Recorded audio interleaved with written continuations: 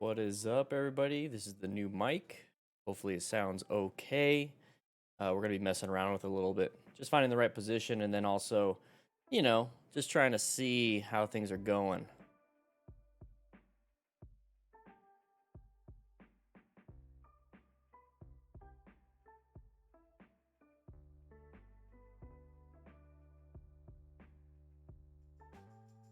Took you to the replay of last stream, huh?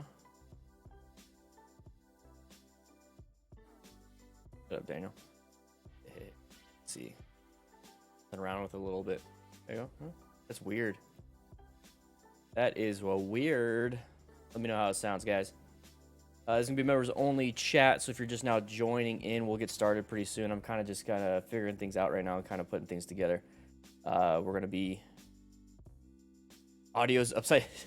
John, you better be trolling, dude. You better be trolling.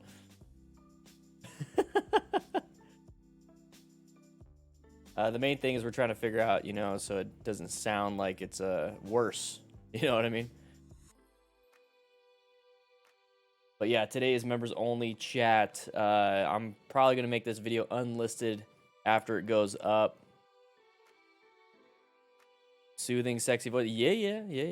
I got the new Elgato Wavelength 3. I got it a couple weeks ago. Actually, I got it like a month ago. Just haven't been able to put it together. Didn't have time. I hate listening to myself talk, so I needed you guys here. You guys are screwing with me. All right, let me go ahead and close some doors and get some things ready.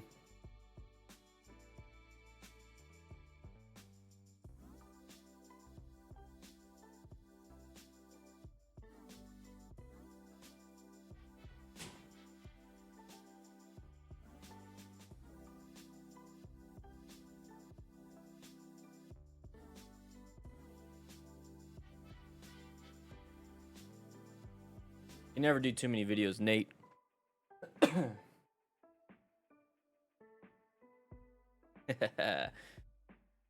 Well, excuse me. Sorry. If you guys have any questions, Nate, if you have any questions about your permit test, kind of let me know. I can only throw some tips because every test is a little different. Every test is just a little different. So we're going to get going pretty soon.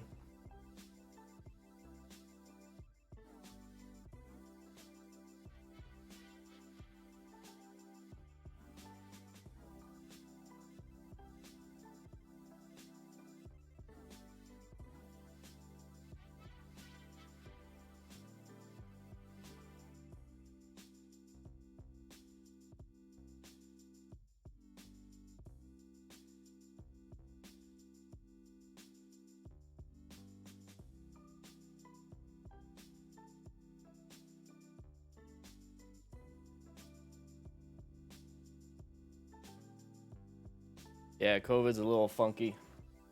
Johnny Lee Walker from the Germany. How you doing? Let's just go ahead and get this going. Everyone come to my office. Let's go ahead and talk about this or about anything. I'm all into the mode and everything. Let's just go.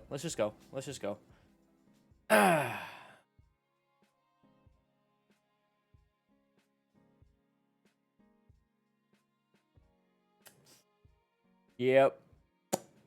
We're gonna look a little young. Gonna let it grow out. So, first off, you're gonna recognize got a little bit of differences here. So I just wanted to take some time, and I'm gonna go ahead and put this over here. I wanted to trim it up and kind of like take some time to heal up the skin underneath. Those of you with beards understand a little bit, right?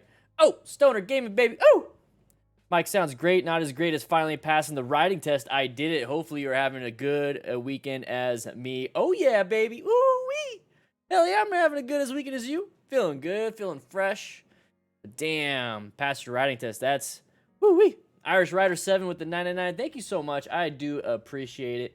We're going to have a good time today. So if you're just now joining the stream, what we're doing is we're doing a members only chat. Let me know in the comments, members, how the new mic is going. So I got this mic right here. Okay, this is the Elgato Wave 3. I got it above the wave one because I wanted to grow into the mic. You know what I mean? Boom, boom. Look at that. Ooh. Yeah, yeah. Yeah, Steven Bustos. I don't know. Who is this guy? Who's this guy? I wanted to look a little younger. I wanted to look a little younger. You know what I mean? You know what I mean? I look 14? Holy crap. No, I didn't want to do that. Let me know if it's too loud. I tend to talk really loud when I get excited. When I was doing some testing earlier, I was just like talking like this, you know, just having a good time. And then when I talk into the mic, hopefully it sounds pretty damn good. I also got a pop filter on it. So finally, I'm trying to take it up a notch. All right. Nate Mevik, welcome to the crew, baby. Let me go ahead and go over to the viewer activity. Got to give him props joining the crew, baby. He got that little stash. I'm going to grow mine back out possibly. Thank you so much, man. Thank you for being part of the crew. But yeah, guys, remember, this is one of your, I guess, opportunities. I mean, I answer as many questions as I possibly can on the Discord. You guys, seriously, you guys send me like 20 plus private messages a day. I can't get to them all. Some days I just kind of hit, you know, notifications, like clear them all. And then I feel bad, but it's like, that's 10 to 15 notifications on for DMs. We got 20 plus emails, 30 plus Instagram. I turned off Facebook a year ago because that was a little too much. I'm trying to find a better way to kind of put them all together, so where I can answer some questions. Gerbman 2004, welcome to the crew. Did you guys hear that? Because I changed it up because I wanted you guys to hear that too, because I hear it whenever we stream. I didn't know if you guys heard it or not, but let's see. You look younger. Oh, you sound younger. The microphone takes 20 years off. Yeah, see, I think that's the thing. Is the microphone takes 20 years off my beard. Ooh, baby. I did make a post earlier saying, you know, -5 to chin protection, -5 to age, but damn, I got +15 to juiciness. Ooh. Ooh-wee. See, I'm in a good mood. Not as good as mood as some of you guys. You know, I didn't pass no tests, but damn, do I feel good. All right, so let's go ahead and go and do. Gotta rock the V-neck. Oh yeah, guys, I got that chest hair. Okay, I got the chest hair. I could totally rock the V-neck. I just don't feel like putting a few people to shame. You know, high testosterones and everything. Anyways, Angel Christ is about the length of yours. That looks nice, man. I love talking to the crew. This right here, I love the green. I love the green. That's huge. I love it. Gerbman, once again, welcome to the crew, baby. Who's this guy? I know, Bustos. I wanted to rip mine off, Sean. Like, I wanted to like, the skin was really dry. I couldn't get, even with oils, I couldn't get it working. So I'm restarting, basically. That's what it is. Sandas, how you doing? Surprise stream. Yeah, I know. You guys have better beards than me now. You know, you got the pink beard. You got the, ooh, look at that. Slifer. I was about to say Skylar. Slifer 974. Welcome to the crew, baby. Yeah, sound, yeah, boom, boom. That would be scary, a 14-year-old. Dude, if I was 14, it was like Benjamin Button. You know what I mean? That would be insane. Guys, once again, let me know how the mic is going. I could totally make it better here and there. I got to figure out how. I do have some programming. I do have Streamlabs, OBS, make it work. But we're going to be doing this. Wanderless Prime, I don't know. Do you want to make this an ASMR broadcast? What would I be talking about, guys? Do you want to talk about motorcycle safety? What type of gear do you want to talk about? I don't know. Maybe we can just whisper into the mic. And then, you know what? Yeah, just go ahead and take a nice seat, sit on the couch, grab yourself a nice sandwich or whatever it is you would like to eat, your favorite beverage. Just kind of sit. Go ahead and melt into the couch. Feel the fabric all. You see, I could totally do that, but I'm not going to do that, guys. Insane. Maybe one day. But, Charisma, I do need a secretary, but you know what? I already got one. My wife handles a lot, guys, behind the scenes. You guys just don't know it. I hope you all staying safe these crazy times. Yeah. I hope you guys are staying safe, too. Hope you guys are staying safe. Yeah.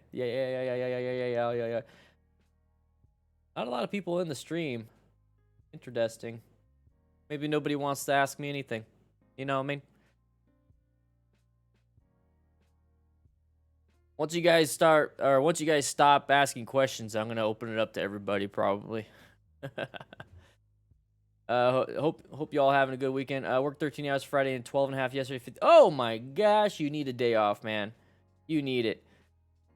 Stay on my beard for about 2 weeks after that. Yeah, once you get over that hurdle of 2 weeks, you'll get better. Plus, if you start oiling it and taking care of it, JB, we'll get you. We got you, bro. We got you. Go ahead and grab. We have some in the lost and found, some beards that you can go ahead and just kind of throw on. Mike sounds good. Mike sound good. Perfect. I'm glad. I did a little bit beforehand. I didn't do a lot. It's really cool. It's really cool. It basically has like, it integrates with my Stream Deck. I can change the volume of me. I can change the volume of whatever we're watching with buttons. I'm not having to do stuff. Matt was failing completely when it came to that, so I had to do a little bit. I missed that last couple live streams. Caught this one. Please don't put me in detention. I won't, man. It's all good. It's all good, Master Tech 396. I won't put you in detention. It's all good, man. You got a nice beard. Andrew, thank you. I appreciate it. It seems like I'm on the radio. Yeah. What is up, everybody? KTTI. I don't know. Thanks for all you do, Dan. Just try to watch streams, decided to leap and become a crew member. Been on the 2016 FJ09. Ooh, that's a nice bike for 4 years.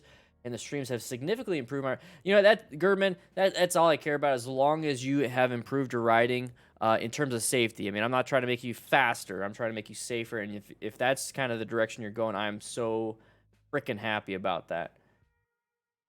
People are in their pools at the beach. I know. We had an older lady in the class who basically passed out from heat. Oh, no. Dropped the bike and was all she wrote. Hydration is key. Stoner Gaming, exactly. That's why I made that video on how to ride in the heat, because... You know, if you can get screwed up. You can get real screwed up, and that's going to really mess with how you control the bike. And then, you know, imagine going 50 miles an hour and passing out. No. What are my thoughts on the Rider Wave FEF? So the Rider Wave, we have them in the chat right there from Steven Bustos. The Rider Wave, so we're riding. We see a rider coming this way. What we do is you just do a quick little wave. You know, let me check, see if this... Check this. Okay, so that's that. Okay, let's do that. Let's go ahead and move me a little bit more. There we go. And then let's go ahead and let's sit over here. Let's sit over here so I could do the biker wave. All right, so the biker wave, you do that or something. Just, you know, you could do some fingers. You know, just put your hand out. You could just do whatever it is you want to do. It's when somebody coming this way, and you just go, "Hey, what's up?" The thing is, I only do that. I only do that if it is safe for me to do so. If it's not safe for me to take my hands off the handlebars, I'll just do a quick nod. And the simple fact that I got the GoPro here and my helmet has like a really nice chin looking, they'll definitely see the head nod.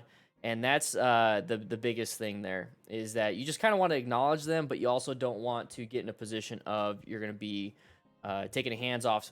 So like if you're going in a curve, you know, you don't want to be taking your hands off to do the biker wave. You just do a quick little head nod and you keep going. If it's not safe to even do any of that, just don't do it. If you don't do it and you messed up and you're like, oh crap, I saw him pass by me and I didn't say anything, it's not a big deal. It's not a big deal. They know. They know. It's kind of like everybody going to the gym to work out. You know, everybody kind of understands. Keep your, you know, eyes down, music in, work out, some good etiquette. And if somebody messes up, it's not a big deal, because we've all been there. All right, let's see. All right. Hopefully that answers your question. What kind of vision quest did you go on while you're on vacation? So, Angel Crisis, Vision Quest. I have some like newer ideas. That's a great. You almost got, you're about to get me to give out some of my ideas. I got some ideas. I want to talk to motorcycle stunters. I want to talk to a motorcycle cop. Basically, I want to kind of bring back the After the Ride podcast, but put it on this channel during the live stream. So it'd be like a short one. So I used to do 2-hour podcasts or 1-hour podcast, and then, you know, clip it up.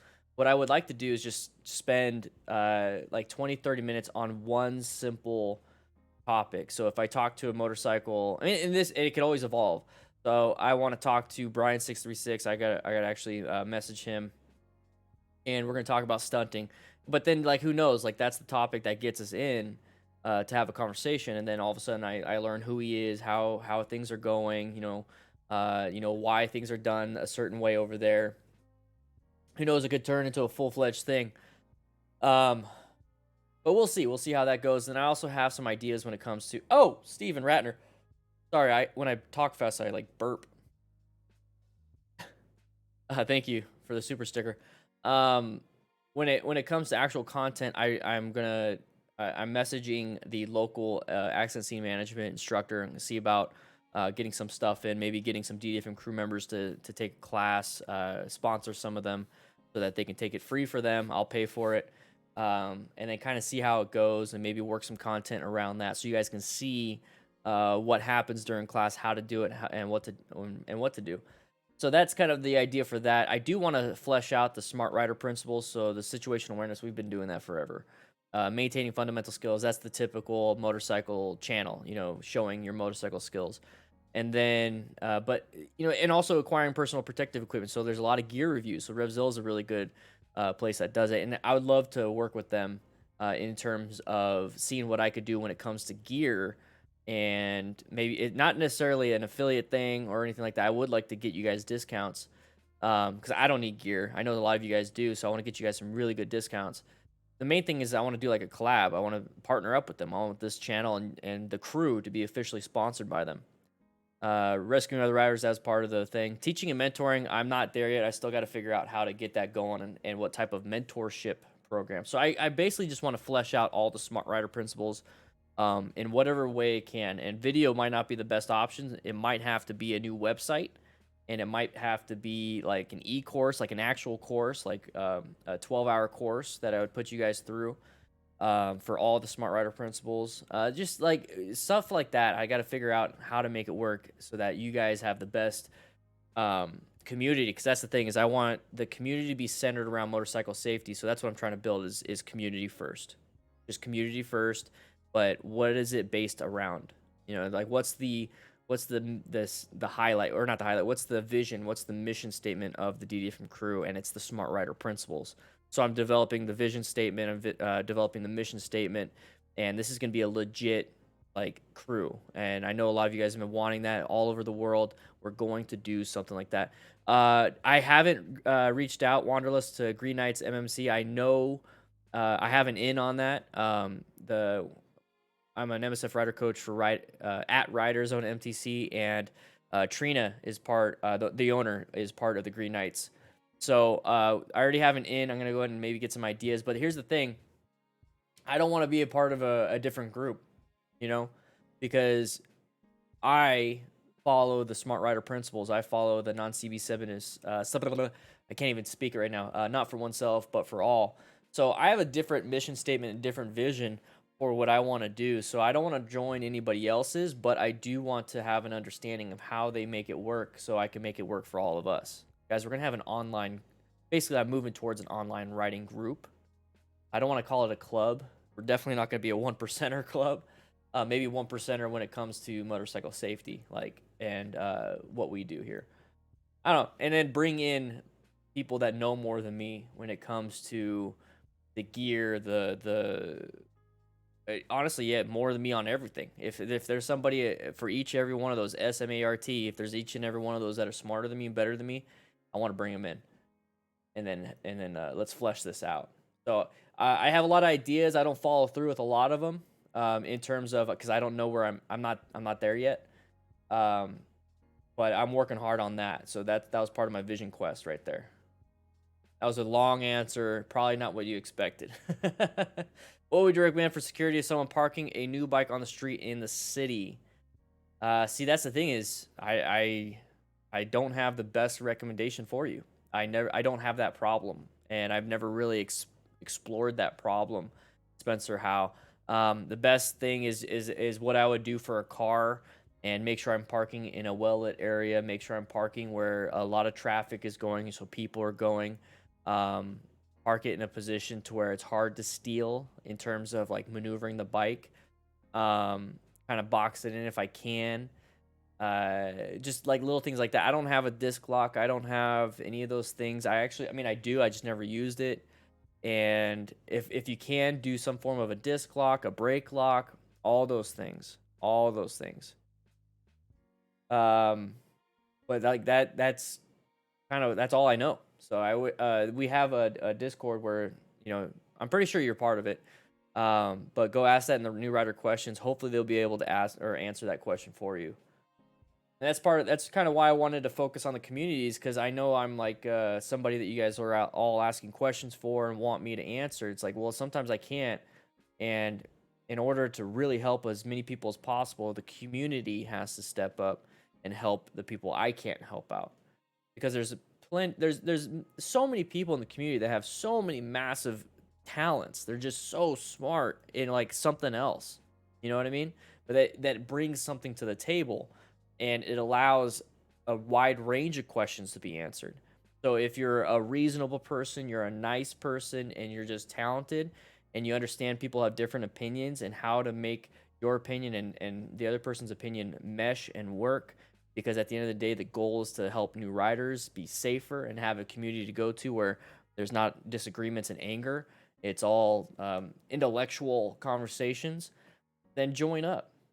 Be a member. Be on the Discord. I know there's a lot of people out there that are extremely smart, but they're just mean, and that's not what I'm here for. So when I talk about mission and vision statements, that's kind of part where I'm at, is that I want it to be a community that helps each other out and understands that somebody comes from a different point of view, and how to talk to that person, how to teach and mentor a person that is completely different than me, make you a better writer, because now you have a second way of learning. And then you keep doing it over and over and over again. You'll have 100 different ways of how you taught and how you can learn. Thinking of going the adventure touring any bike. See, Michael Femmer, I don't know. Adventure touring. I know there's a few people on the Discord that were talking about it. I'm more so I've tested adventure cruiser bikes. So like a touring. I'm thinking like adventure touring. Wait, I didn't adventure touring cruiser bikes. Adventure itself, I don't know too much. I mean, the gold standard is that BMW 1200, 1260 or whatever. See, I can't even think. I don't even know. 1200 GS, there you go. And then that's like the gold standard, or one of the gold standards. I think the closest thing I ever got to was I had a KLR 650. I loved it. But obviously you're going to want something a little bit higher CC if you're going to be doing interstate riding, or get a different sprocket. So there's all these different things about that. When it comes to touring cruisers, I'm going to tell you right now, I absolutely love the Indian Challenger and the Indian Roadmaster. So those right there, I already know. And then the Springfield was nice. The Chieftain felt a little boxy. I felt like it didn't feel as good of a ride as the Springfield or the Challenger. Challenger's my favorite though. Absolute favorite. You still have close calls on the road occasionally? And you know what, Michael, I'm sorry if I couldn't answer that question. Damn. You know, I say ask me anything, and I don't know the answers to everything. Do you still have close calls on the road occasionally? Sir, you don't have to call me sir, fool. You don't have to do that. What's my last one? So the one that really stuck out, I don't remember my last one. The one that really stuck out when I first started riding. So I was going down Araby Road in Yuma, Arizona, in between 24th and 32nd Street. So you see how I can remember it. And there's this intersection where it's like multiple intersections, because it's right off the exit ramp, but then it's also next to the frontage road. So there's like two lights. There's two lights, but then like they're super close. So if you blow one, you're blowing the next one. And I was going, and a big semi, because this is where a lot of factories, a lot of things were. Big semi turned right in front of me. So I'm heading down towards you guys, right? No, let's do this.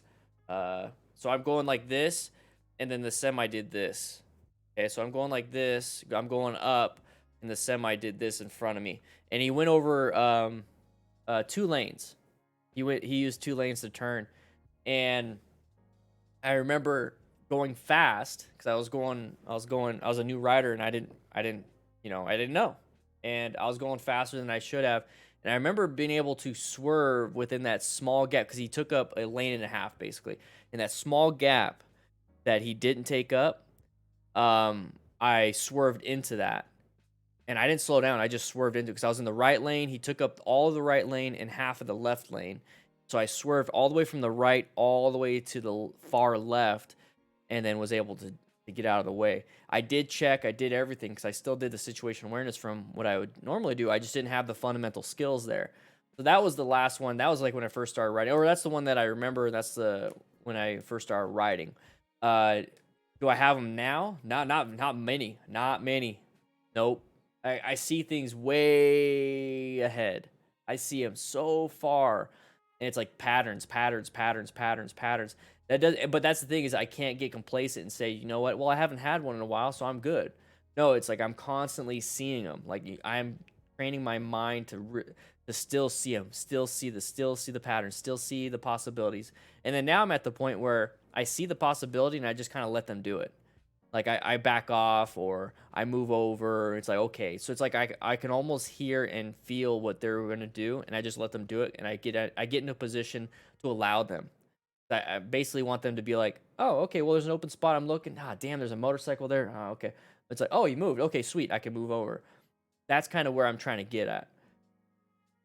Should I feel bad for not doing the new rider wave during the first couple street rides while I get used to riding with Nate Mevic? No, don't feel bad. Don't feel bad, man. Don't feel bad. Don't feel bad at all. Don't feel bad. Don't feel bad. Don't feel bad. I'm trying to catch up. It was 90 degrees with a heat index during your MS. Oh, woo-wee. Damn. I got my cooling vest now. Yeah, dude, I got a cooling shirt. I should try out a vest, though. Full gear in Florida is murder, especially in a Harley, but I'd rather sweat than die. Master Tech, exactly. And then taking a shower afterwards in a cold shower feels the best. Feels the best. Hot the first day and rain the second day, so did my eval. Yeah, on ball with ball tires. Damn, charisma. So if you could do that, you could handle any parking lot stuff with your own bike. You guys don't have to sign in, Stoner, but if you want to, go ahead. Guys, this is a members only chat. Click that join button. It's $2. You'll be able to chat. I think I'll do this for right now. We're doing 30 minutes. I'll do an hour and a half. So in about 15 to 20 minutes, I'll take it off members only chat. So I want to give this to everybody, or all the members. So let's see. Just a few classes. Saw the November. Dude, the November campaign has been insane. $3,200. The goal was $3,000. We already hit it. Matt Miller with a 500. I mean, just like all these people, just kind of everybody. I mean, it's been insane. It absolutely has been insane. And here's the thing, that might show like the Movember Foundation. That might show whoever we do next that the DDFM crew is a force to be reckoned with. We could do a lot. We can do a lot on this channel to raise some good. So, that'd be really cool to have some form of partnership, let's say with the Movember Foundation, and really push the message of mental health in men, mental illness, the physical health, prostate cancer, testicular cancer. Kyle Preston joined the crew, baby. Got the little, yeah. It might show them that we're not just some regular crew, like that a group of friends that just got together and bullshits. No, baby, we're huge. And this cup looks really tiny. Let's go ahead and can we get a different cup? Can we get a different cup here? Oh, whoa. Okay, thank you. Got a different cup there. Very nice. Steven Ratner, I don't know if I got you, man. 1999 super chat. You are amazing, baby. Thank you so much, man. Sweat you can wash off. Can't wash off road rash. No, but you can try and it's gonna hurt. What's the longest riding trip you've been on? I'm getting way ahead of myself, but doing a little research on a 3K round trip, trying to determine how many miles a day. That is going to be a tough one. You're going to really give yourself more time than you really think. I drove from Twin Falls, Idaho to Tucson, Arizona in one day. That was a 12 to 14 hour. No, it was 14-hour driving.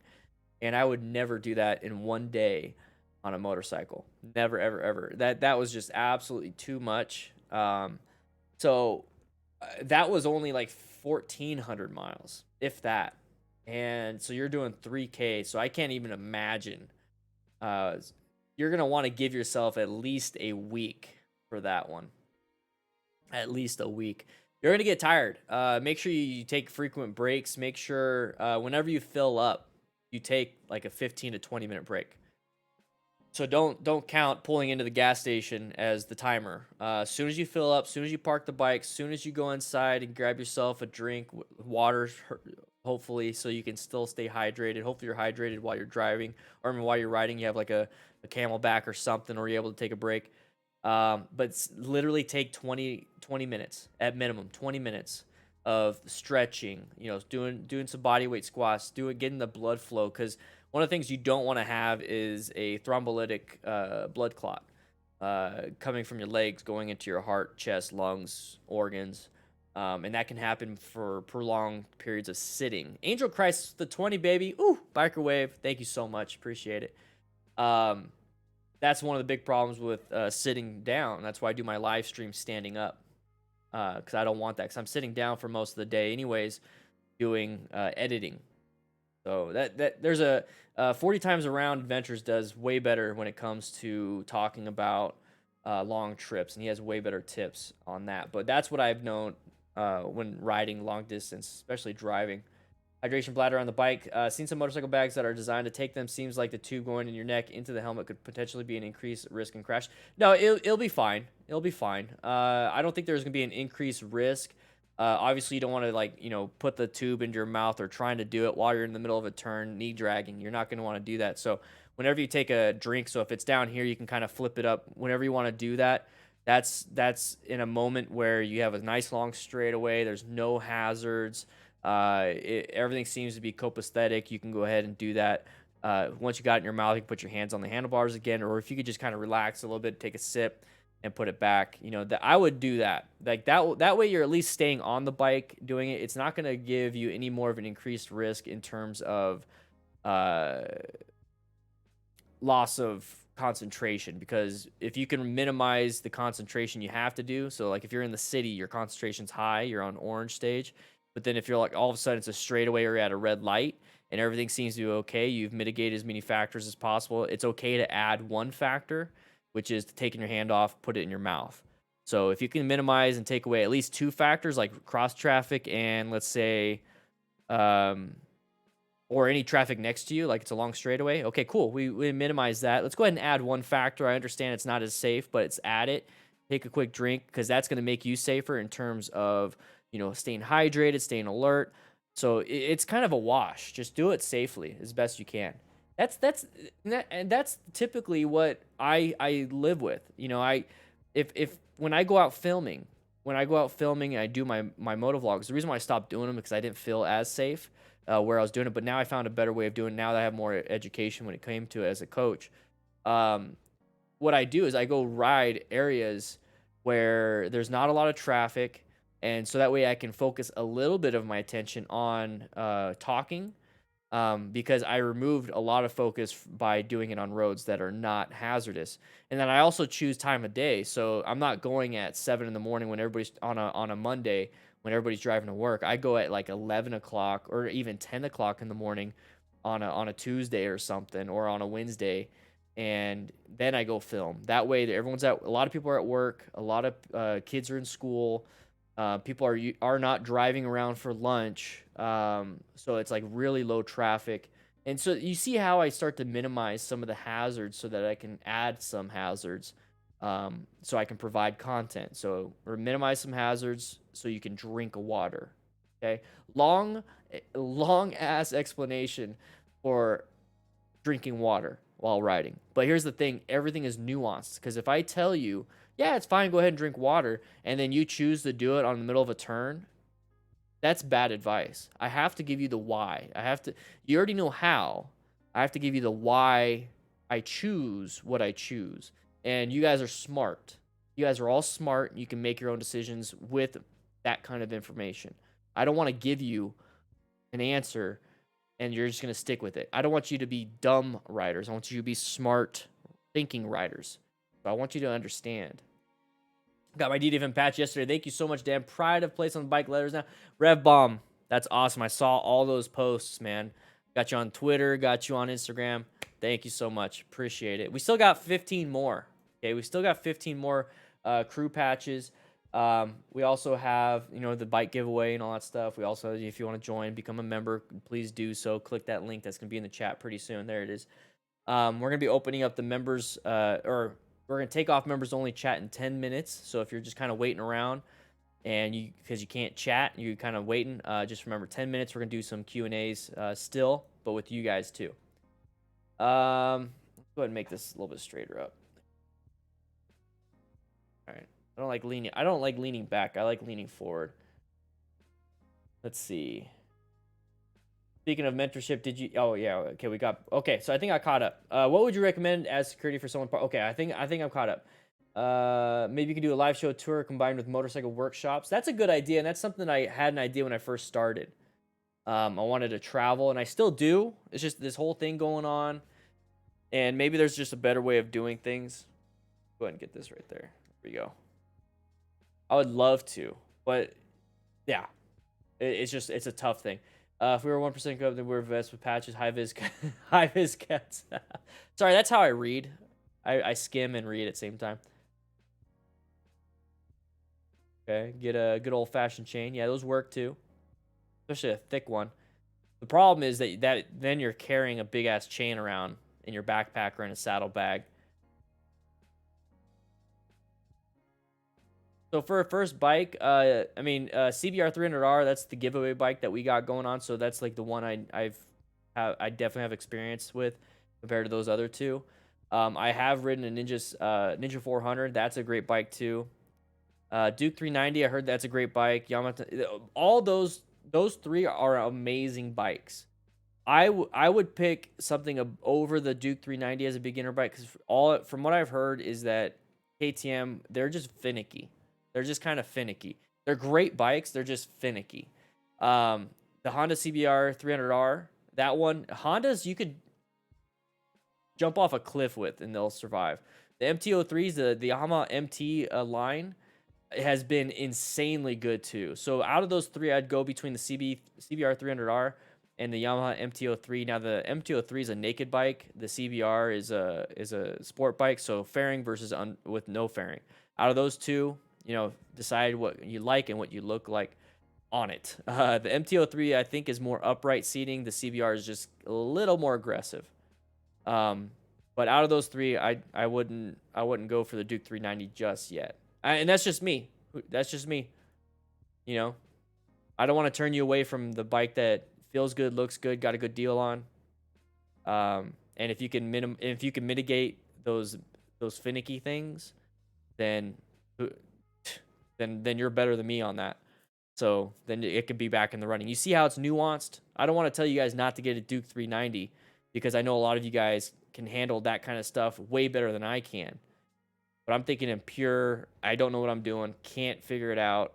I just would rather it's something be bulletproof. And if that's the case, then go MT-03 or CBR 300R. What is your dual motovlog setup? What intercoms and how do you sort out audio? So we use Cardo Pack Talk Slims, Nikki and I, when we're riding. So that's how we would communicate and talk to each other. Now to record that audio, I have my Tascam. This is my Tascam. You see how it's a gray back? It's because hers is a gray one that has a red back. Anyways, we use Tascam. So this is how I record my audio when I'm riding. So when I'm riding by myself and doing a motovlog, I have this in my jacket pocket, and I have a mic going up into next to my mouth, and then I just record, and then the audio or the video from the GoPro, I sync it up in post production. And then there it is. That's how I do it. So what I do with her is same thing. Is we start it all up. I clap it up, sync it all up, and all we're doing is talking through our headsets. So she doesn't have to think about all these things. She could just talk with me and have fun. And then I go back after we're done riding. I have this mental process that I go through. I turn off her Tascam. I turn off her cameras. I turn off all mine. And in post production, I put it all together. So it looks like I'm recording Cardo Pack Talk audio, but in actuality, I'm just recording our audio with this. So I have two mics in the helmet, one for this and then one for the Cardo. It sounds like it's a lot of work. It is, but that's why you don't see a lot of people doing dual vlogs because they don't want to put in the work. So if you could do it and you get that thing going, you're ahead of the game, man. That's something that not a lot of people do. Hopefully that helped explain a little bit of the process. Max Johnson, did you lose weight? The beard is throwing me off. Nah, a little bit. I lost a little weight.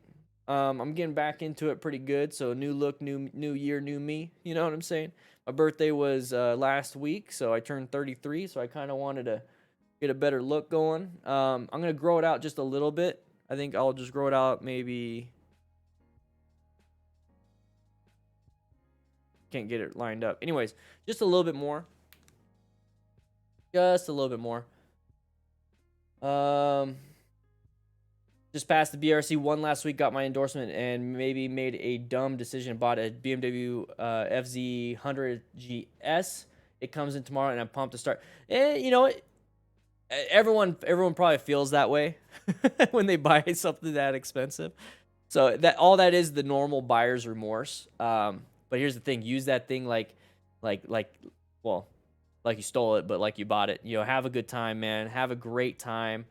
Get into the parking lot, do some parking lot practice, take it easy, find the friction zone, find the throttle response with that friction zone, figure out how your brakes work, get that counterbalance set point, kind of figure out where that point is before really going into it.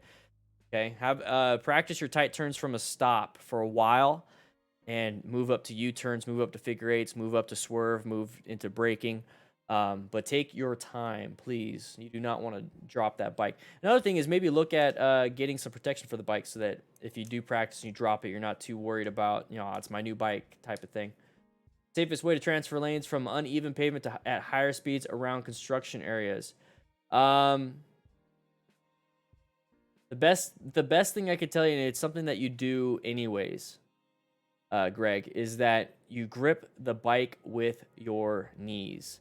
If you're gripping and putting a lot of pressure into those handlebars, that moment you transfer to that uneven part, whether you're going down it or going up the unevenness, all that weight is going to really mess with the handlebars. So grab with your knees, still get a good firm grip on the handlebars because you still have to move it, but put a lot of that grip into your knees. And then when you're going to go, let's say you're going to go up it, that's one of the scary ones, going up the uneven grade. So going up this part, do it purposefully. You get into it, you're riding, and it's kind of like right next to your tire. Just do it real quick and get up to it. Don't just kind of creep over slowly. See how my handlebars are still there? AJ Stone, well then, happy belated birthday, Dan. 25, baby. Oh, it's gonna blow up my all over the place. Come on now. So when you go up it, you don't want to kind of go up it and just kind of barely tap the sidewall of your tire and trying to make it up. You want to go ahead and do it. So what I would do is, if it's a safe spot to do so and you're about to do it, get into it, get back up. Almost like a swerve. Okay, almost like a swerve into the next lane position. So if the step up is in lane position 2, you're in lane position 3, and lane position 1 is higher up, so you're over here. So do a swerve from lane position 3 to lane position 1. Okay, don't just kind of creep over all slowly to lane position 1. I hope that makes sense. I'm trying to talk out loud and or think out loud and show you guys with my hands, but the stupid globe's in the way. So I'm working on it. I love Q&As, but I wish I had a way to show you. So maybe the next time a Q&A be out on the bike. What do you guys think?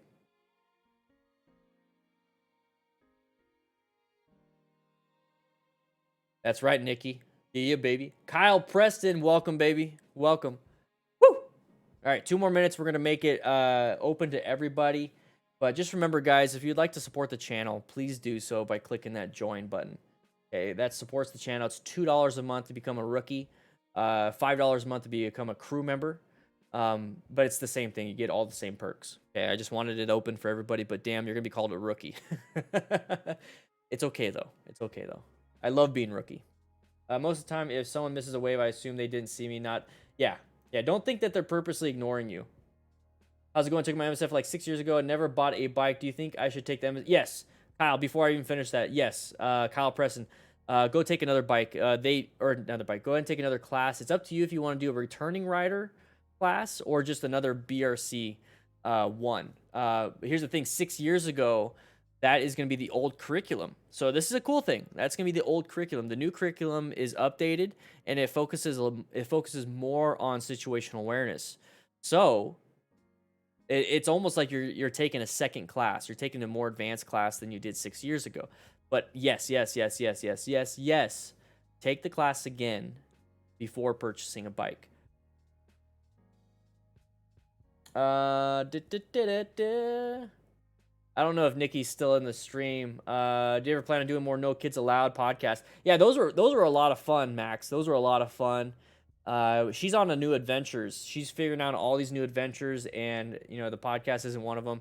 And that's one of the hard things with YouTube or any type of social media is that you have to stay up on it. And if your idea of something changes, it's like now you have to stay up on it, and that's not fun. So we had a lot of fun, but we have a lot more fun things that we do behind the scenes. We watch movies with the kids, play outside, go for walks with the family. Just there's more things out there going on our own little family adventures. But who knows? Who knows? We might be able to document it. I'm gonna have to try. I'm gonna do a lightning round, guys. Lightning round. Sorry if it's not nuanced. Now we're gonna do like the yes nos. I started practicing noticing patterns driving my Wrangler. Driving last night, I saw a car at an intersection running a stop sign, saved me from T-boning them. Felt like a DDFM close call video. Nate, but that's the thing is, you prevented it. You prevented it. Imagine if you're white staged. Imagine if you're white staged, man. Imagine if you're looking at your phone. Imagine that's what I'm trying to talk. Like I'm trying to get people to understand. Focus. You could still relax, but you see these patterns, and that's what grabs your attention, right? You're not scanning like, oh crap, and oh pattern. Very good, man. Angel Crisis, baby. Ooh, I want to stay the whole stream, but I got to get right in before a storm state. Dude, go for a ride. Go for a ride. That fat ripper. Woo! I'm in a good mood, guys. How's the mic? Just now coming in. New mic. No fluff. I don't know where the fluffy... Oh. No more little fluffy fluff. Rode about 9 hours on a CBX 500. It was quite comfortable. Yeah. Nice. Good. And if you have a bike that is very aggressive, one thing that's helped me out was having a tank bag and filling it with like socks and undies and whatever clothes that's soft. And I just kind of lay on it. Just don't fall asleep. That would suck. Jordan Barta. I don't know if I called you out already, but baby, welcome to the crew. Woo. I can't even keep up with you guys. So yeah, we're not going to public right now. I can't even keep up with the crew. Maybe once I get better at this, I need to do more Q&A so I get better at it. A lot went into leaning more on squeezing the tank, better gloves. Yeah. Yeah, FTA Adventures is a great source for camping and motorcycling. In fact, everyone come into the class. So this is FTA Adventures. All right, so tools to maximize your adventures, inspiration to help you get there. 50,000 subscribers. Congrats, dude. 50,000 subscribers. Tim's top 10 tips for traveling solo, 5 mistakes solo, what I pack for camping. Guys, this guy is who you want to be if you want to go out and ride adventures. So I'm going to go ahead and post that in the chat. That is his link to his stuff. Would you rather have safe riders with no gear on the road or reckless rider with full gear? One is being safe around, others to the detriment of the safety, and one is the opposite. So if I only had those two options, I would want the safe rider with no gear on. Because at the end of the day, gear is not going to save you unless you're being safe. You could be the biggest dum-dum and have the best gear in the world and still be reckless. You're reckless. If I could reach out to both of them, if I could reach out to that safe rider with no gear, if I can reach out to that reckless rider with full gear, they're doing parts of the smart rider principles. And if I could reach out and say, hey, safe rider with no gear, let's get you some gear. It's not that expensive. Well, it's too hot out. Well, we can get mesh gear, and boom, now they're a safe rider with gear. And then when I see that reckless rider, but with full gear, it's like, man, you got full gear. This is great, but why do you speed? Why do you do this? I just want to know. Okay, well, that's why. Well, hey, guess what? You could do that too with some good situational awareness. Just try it out. See what it is. See if you can do this pattern of the side of the vehicle. Let me know if that works out for you. And then maybe that gets them to be a little less reckless. Nuance, baby. Would you still consider the Rebel 500 something that is good for a beginner and something that... Yes. It's great for a beginner, and it's not something that someone would necessarily get tired of. No. You're going to have a good time on it. It's going to be easy for a beginner, and you're going to love it. You're going to just want to keep it. It is so fun. The only reason why we're getting rid of ours is because, like I said, Nikki's going on new adventures, and we're just gonna have fun. She's gonna have some money for these new adventures. So that's all that is. I would not be getting rid of it because it's bad. I'm just getting rid of it because just more personal money for something else. Thinking about getting a camera. What are your thoughts on the DJI Osmo? So If you're just walking around, that's fine. One thing I did find out is that my phone works amazing too. The newest phones, they have some of the best. They're just amazing. You don't even need one of those things if you just use your phone and get a good mount for it. Unless you're talking about the DJI Osmo mount for your phone, that would work great. I've seen that before, and those are cool. But you probably, yeah, I don't know. It's up to you. It all depends on what you're using for. I just realized I have the same chair as you. Yeah, this chair was given to me from one of you guys.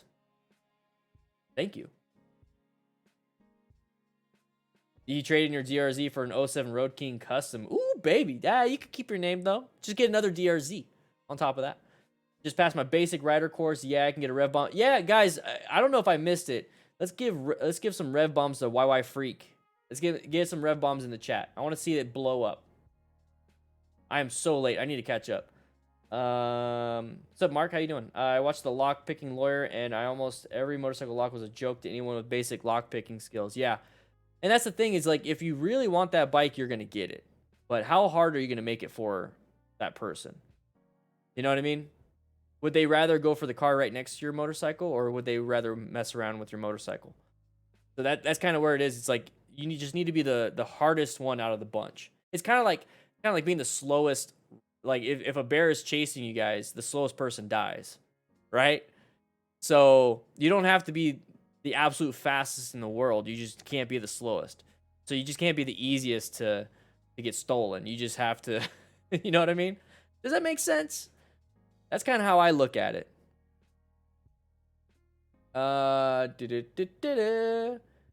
Video idea: high-vis riders getting less accidents is because there are less high-vis riders, or do bad bikers like black? What do stats look like without rider speeding, blood alcohol, and rider only? High-vis, if it helps, it's very low. So, when I think of stuff like this, with high-vis, modulating lights, bright colored, only riding in the daytime, riding with high beams, look at all the rev bombs, baby. Ooh. All those things add like 2% to your safety, 5% to your safety, 6%. So if you do all of them, you're going to get like a good chunk of safety, right, towards it. But the biggest chunk, the biggest thing that you could do to really improve your safety is the smart rider principles. And I keep saying that because I chose that for a reason. So being situationally aware, recognizing patterns, that is going to provide massive dividends to your safety. Maintaining just fundamental, I'm not talking advanced, that's why I say it, fundamental, maintaining your fundamental skills. So all the parking lot stuff, all this the swerving, braking, the progressive braking, getting good at that is going to provide huge dividends. Acquiring personal protective equipment, that's only useful when you crash.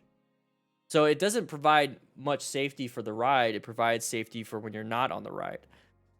Rescuing other riders, same thing. It doesn't provide a lot of safety when you're riding or the moment you hit something, but it's going to provide safety in terms of survivability. Teaching and mentoring, that just reinforces everything that you do. So when it comes to high vis, all that stuff, go ahead and do all of it. High vis, modulating light, always using your blinker, never taking your hands off the handlebars, only looking and staying hyper aware, never having music, having earplugs, like all these little different things really, they do help, but they don't mean anything if you're not situationally aware.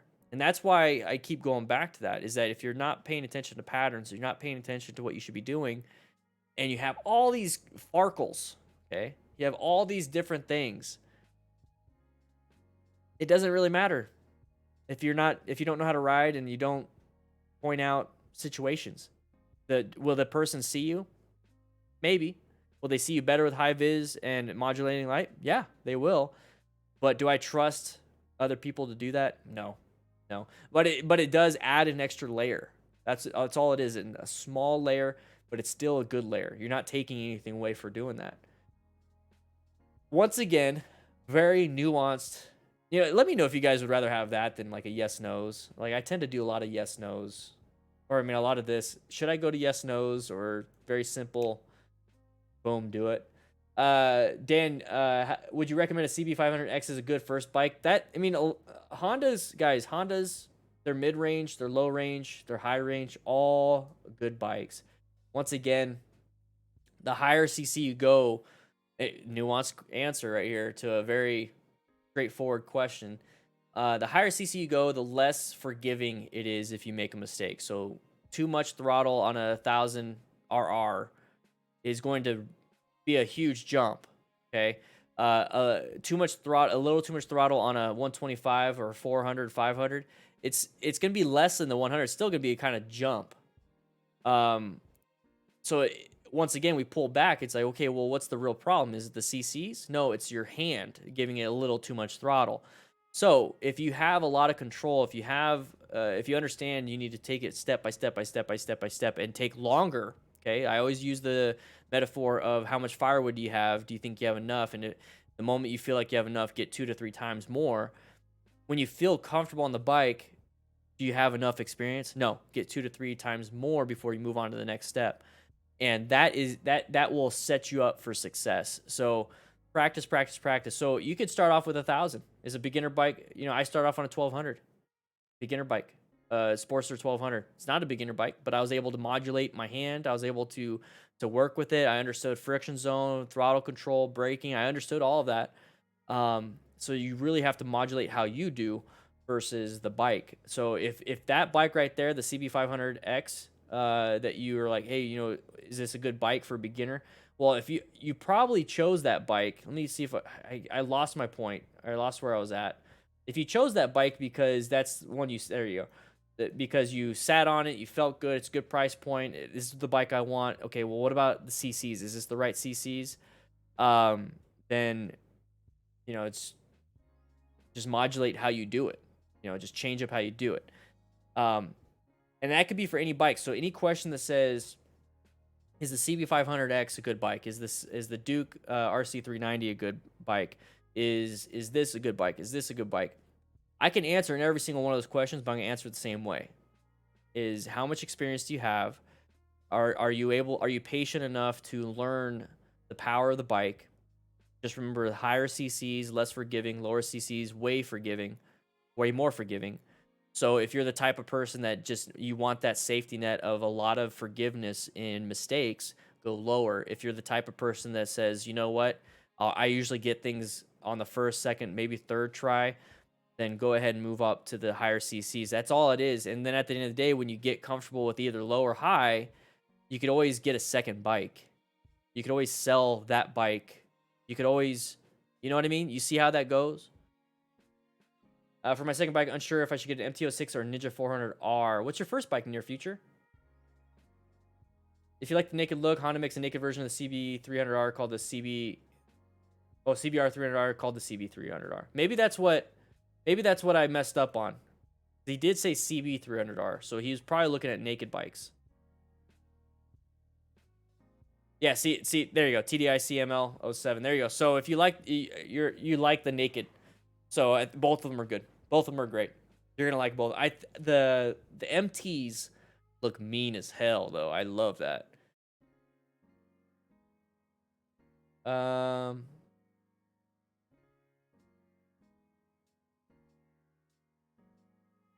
JB, I guess I already answered it. My first bike was a Harley Sportster or Harley Nightster. Part of the Sportster brand. 2012 Harley Nightster 1200. The 1200 Sportster. Yeah, Christopher, that price is pretty high for the FTR. So after all the miles you have on your FTR, do you still feel it's worth the price? I'm thinking about getting one, but the price, yeah. That's the bike that I just wanted. I mean, I know a lot of people out there that probably buy a bike for practicality and within price point, and they're like, okay, I'm going to use it, I'm going to do this. I almost got this bike just because I want it in my garage. You know what I mean? Like, I love looking at it. I love walking. Every time I go into the garage, I just love seeing it. I did kind of feel that way with the Harley. The Harley was more like, it's just the bike I ride. This one, I just walk in and I'm like, fuck yeah, that thing's badass looking. Swear jar, thank you for the super chat. It goes right into the swear jar. Melly B, baby. Every time we do you guys do a super chat, it allows me to say a cuss word. So yeah, no, I love the bike. The price point, I'm still paying it off. I just saw the bill today. How much I have left. It's a pretty penny, but I enjoy it. I enjoy it. I absolutely love it. Now, if they make if they made an Indian FTR like 650 or 700, I would have probably got that. I love the look, I love the feel of it, and this thing's just way too powerful for me. One of the tricky things about the education is why the do this and how are easy. That's just commands, and anyone can do that. Thinking for oneself, that's difficult. Angel Crisis, exactly. And that's what I want. Those are the members I want. Ones that try. Okay, I'm not saying they have to, but try to think for themselves, because you'll be able to answer. Like, whenever you go out and you do something, and if you're able to think about why and think for yourself, you're able to answer your own questions. You're able to grow and develop without me. Hey guys, I'm not here to like lock you in and like you have to stay here and you're here for like me, and what I say goes, and when I change my mind, you have to change your mind and you can't question it. No, I want you guys to think for yourselves, and then at some point maybe disagree with me, and that's but realize, why are you disagreeing with me, and I need to realize why I'm disagreeing with you, and then we can come up with a better answer together. And that's why I think the community is the best thing ever for the motorcycle world. The do this and how, that's like you said, that's easy, but then there's also how you do that. That is the hard part. So it's fun being a coach. It's fun being a learner. It's amazing. All right, I'm sorry guys, I'm gonna try my best. Let's get back into it. Next Q&A out on the bike. Yeah, that'd be good, because especially if it was like a fundamental Q&A. So like, well, how do you do a figure eight? And I'm able to kind of do it right there, right then and there. Pretty dangerous to read. So I don't read. When I do my moto vlogging, I don't read. I have bullet points on my phone. So I mean, during my live streams, guys, I don't have anything to read. So I'm just so used to just talking and talking, like I'm doing right now. I'm just so used to talking, answering a question. So I'll put up the question or the bullet point on the phone, and I'll look at it, and then I speak for like a minute or two, or when I feel like I answered the question or answered the bullet point, and then I move on to the next bullet point. But then I always edit those parts out. So like, I look at it real quick. I'm thinking while riding. Okay, boom, go into it. The good days are when I just plow through the bullet points, and it's good. Kilroy, you got a beard, baby. Oh! If MSF is still all messed up where I live, do you think it would be a better idea to get a written test done and practice in a parking lot? Umlaut, yes. Go ahead and do that. Go ahead and practice in a parking lot. Be very careful, though. If you don't know how to do friction zone, braking, all that stuff, please check out the DDFMcrew.com website, the parking lot practice. I started from the beginning, where these are your motorcycle controls, or the common ones.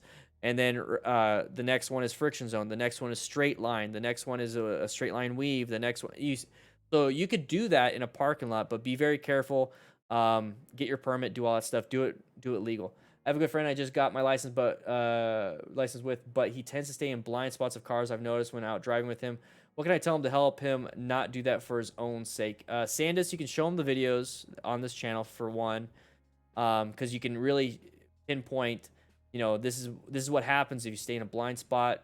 Don't live it. Let's watch this guy live it on YouTube. Another question would be, you said you got his friend. I have a good friend I just got my license with. Did you guys go through the MSF? So he might be a good candidate to just go take an MSF if he didn't. If you guys just went to the DMV. See, it's a tough one, because you could tell him to stop doing it, and he'll stop doing it, but he won't know why and what to look for.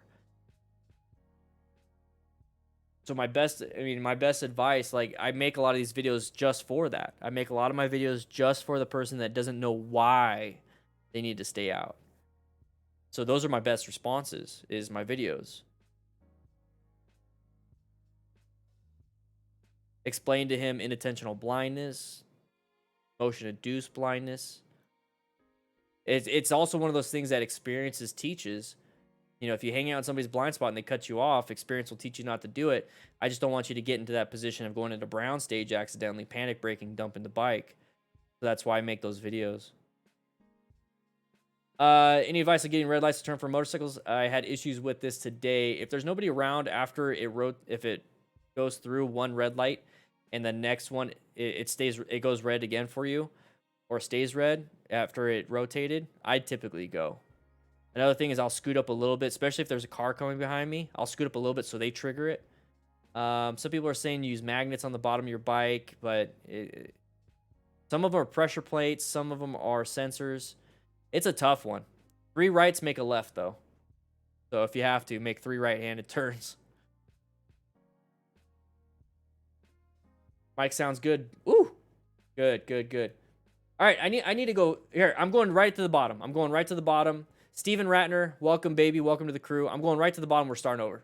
I'm so far behind, so far behind. So if I did not ask or answer your question at all, please say it again. All right. Melly B, you love this? You love the Q&A format? I hope so. You started on Honda Shadow 750. That's like the best classic looking cruiser for a beginner. Outside I mean, the new Rebels don't look classic. They look pretty new. But like the classic long rake, long trail, all that stuff. That's a good bike. That's a good bike. So don't feel embarrassed. Don't feel embarrassed. Quad riding. Oh, so you figured it all out. Nice. Guys, we once again, we have the members only chat going on here. We also have the bike giveaway, guys. We still have the bike giveaway. If you're watching this and you can't chat, I think you can click that link still. Anyways, it's ddfmcrew.com/motorcycle giveaway. We're giving away the CBR 300R with ABS. I've been riding since the early 80s, but never took the MSF. Should I take the MSF BRC2 instead of... Yes. So the BRC2, ask if it's the updated. Ask if it's the updated, because some places you have to train. You have to. It's continuing education. You have to. It's part of it. Without explaining, what the coach has to do behind the scenes. Basically, you go onto the MSF website as a coach on our own coaches portal, and you have classes that you can take, and there's an updated version. Well, some places don't teach that. They still teach the old version because they haven't updated themselves. I have the updated version, and the new updated version, the BRC2. So you bring your own bike for the BRC2, and it's all range stuff, but you learn a lot of the updated stuff. If you've been riding since the early 80s but never took them as BRC2 would be best for you if you want to have the full picture and everything, the BRC1, but you're gonna have to dumb yourself down a little bit since you've been riding forever. So you're gonna have to sit through learning the friction zone, learning throttle response. The first couple exercises are gonna be boring, and then towards the end you're gonna be like, yeah, this is fun, and then it's over. But you're gonna get the whole package. If you just want to do the fun riding around stuff, take the BRC2. Also look into taking the advanced class. That right there, if you feel like super comfortable on your bike, like if you just I just kind of want to take the MSF. I feel really good. I could do slow speed stuff. I could do all this stuff. I could do this, or I want to learn how to do this, like trail braking. Take the advanced class. You have to bring your own bike though, so be aware of that. We all Peter, thank you. I'm about to go to Cycle Gear today to buy a full face helmet. Any recommendations for one in the $100 to $200 range? Kilroy 93, the Bell Qualifier Deluxe, the DLX. That one model of that has MIPS, that is that rotational membrane inside the helmet, so it's supposed to reduce concussions, and I think that's that's 200. HJC. What you're gonna have to do is figure out what shape head you are. So intermediate oval, round oval, long oval. So HJC. So once you figure that out, move on to a helmet within the price range. Look for at least ECE 2203, 2205. At least it's ECE. If it just says DOT on the back, don't no. Unless it's from like a reputable brand, like Shoei, HJC, Bell, Arai, but I don't think you're going to find some at that price point. This exclusivity of the stream. Okay, we're going to keep it this way. It's going to be exclusive. I like the green. Boom. Look at that. Sorry, guys. Crew members voted. We did our MSF on 2019 Honda Rebel 300s. Mine had 130 miles on it, and and a dent in the tank. That sucks. But those Rebel 300s are badass bikes. Low seat height, so almost everybody can flat foot it. You know, and they look beautiful.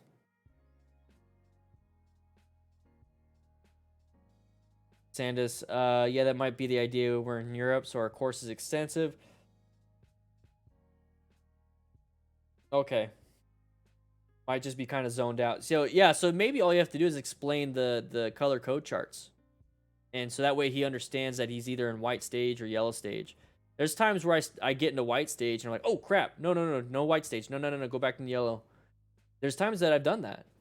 It's not like all of a sudden you're magically like after you practice it you're always in yellow. No, it's you have to snap yourself out of it sometimes. Harley Fat Boy, ooh baby. Yeah, you don't have to start small if you can handle it. Like if you're confident in your learning ability. This was in response to your question if we like the AMA. Okay. Okay. Awesome, man. I'm glad you guys like it. I could do more. It's not gonna be an everyday thing, obviously. It's not gonna be an everyday thing. Maybe it's like a Sunday, or no, you know what? Maybe it could be a Saturday thing. What do you guys think? Okay, this is where we're gonna go through some thought process. Maybe I do a Q&A thing on Saturdays when I can, because there's days I'm out doing something with the family. But maybe like a late afternoon, like or almost evening. Like we're talking like 4 p.m. Mountain Standard Time, like 3 to 4 p.m. Mountain Standard Time. And the reason why I'm thinking this is because on the day and the time is because some of you guys go out and take classes on the weekends, and then you know your first day is Saturday, second day is Sunday. So if you have questions from your class, like if you're like, oh man, I couldn't figure this out, like well, you can hop on my stream, ask that question.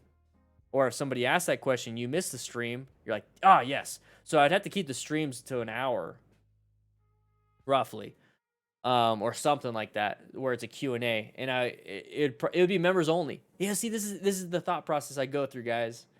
So that way you can get your answer, and then you go to class Sunday the next day and feel like, hey, yeah. You know what I mean? It might be during the Saturday rides. Shit. Oh, I used up all my cussing. I can't cuss anymore. I gotta fill up the jar. You like the Saturday stream idea? And it's if I can. That's if I can. Like I might do a poll for members, and I'll just do like, you know, this Saturday, and the top 2 or 3 Saturdays I'll do out of the 4 or 5. Does that make sense? I like thinking out loud with you guys. You guys have made me a better coach, and I'm hoping to make you guys better students. What I love about this. I mean, we have 160 people in here, and I know not 160 people are members. That's perfectly fine. I get it. But whenever we do my live streams, live classrooms, they're like 500 plus, and there's like 150 plus in here. And when you go out and take a class, it's like max 12. And not everybody says anything. It's like maybe 1 or 2 students will talk. So this is like, I feel like I'm getting my reps in, and I realize there's like a lot of green. I gotta fix the flow. It's probably because I'm sitting down.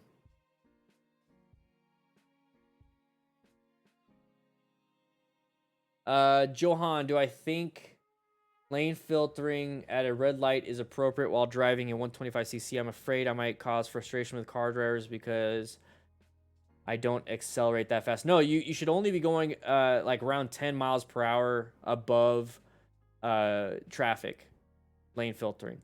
So if traffic is stopped and you're going 10, that's still like somebody sprinting and hauling ass between vehicles. Don't feel like you're causing frustration. Go ahead and run 10 miles an hour and see how fast that is. And it might feel slow to you because you're on a bike, but 10 miles per hour is still pretty quick, especially if everybody stops. So if everybody's going like, 15 miles an hour and it's on the interstate, right? I don't know if you're doing that with the 125. 10 miles over that's 25. That's neighborhood speeds. Yeah, don't worry about that. That's a thought process that you shouldn't worry about. You should be focused on your safety. Don't worry about what other people think. So yeah, Max right there. Scorpion XO R710 sits right around $200 before tax. Snell approved. Exactly. But only get that if it fits your head shape. So if your head shape is completely different and you start getting pressure along the crown. So if you get pressure along the top part of your head, like all the way around, so if you have pressure right here on the front, you have the wrong helmet, and you're probably an intermediate oval or long oval, so you're going to want to get a long oval helmet. If you have pressures on the sides of your head, you're probably a round oval. A round head, and you're probably trying on an intermediate oval helmet. So get the one that you don't feel like massive pressure around the tops of your head. It's okay to get chipmunk chinks. It's okay to get the chipmunk chinks. That's fine. You don't want to get like too much, right? You just it's fine to get like this right here. The little chipmunk cheeks. That's perfectly fine. You don't want it up here. Okay? All around the back of the head. That will give you a headache within like if you feel like you're starting to get a headache, you got the wrong helmet. Maybe the wrong size. So you probably got the right shaped helmet. Maybe it's the wrong size. The pads on the cheeks will wear in and get a little looser. Up here, no, it maybe, but it's not that much. So you'll have a headache the rest of your life with that helmet if you bought it. Yeah, the new Honda Rebels are amazing. Jonathan Rojas, how's my day going? It's going great. I didn't ask for any donations. We already got a ton of donations. So you guys, on top of me having a good day already, you guys are making it even better. And we got 5 new members during the stream. If you become a member or donate, it pops up here. I'm answering questions, you guys. We're just having a good time testing out the new mic right here. So whenever you guys donate, whenever you guys become members, I try my best to make the stream, make the class, make the educational content, make the community better and better and better. So, I mean, I got my Canon EOS SL200, I believe. I don't even remember. The Rebel SL2 as my webcam. You know, that's a big ass camera for a webcam, but you guys made it possible. Same thing with this mic, same thing with my stream deck, same thing with my new computer. Guys, I'm able to make these things possible. I got green screen right here. Oh, look, I'm in shorts.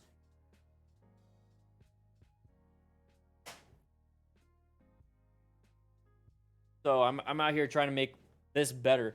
I'm at the point where, you know, you guys made my family comfortable. Like, we're comfortable, so now everything goes into the business of motorcycle safeties and the community. So I got these massive ideas that now I can finally spend money towards and hire people and make it better for you guys. So I just so blessed. You guys made it amazing. So nuanced answer to that easy question.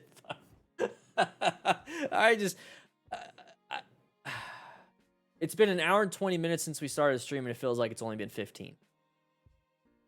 I don't know if I just talked too much, but you know what?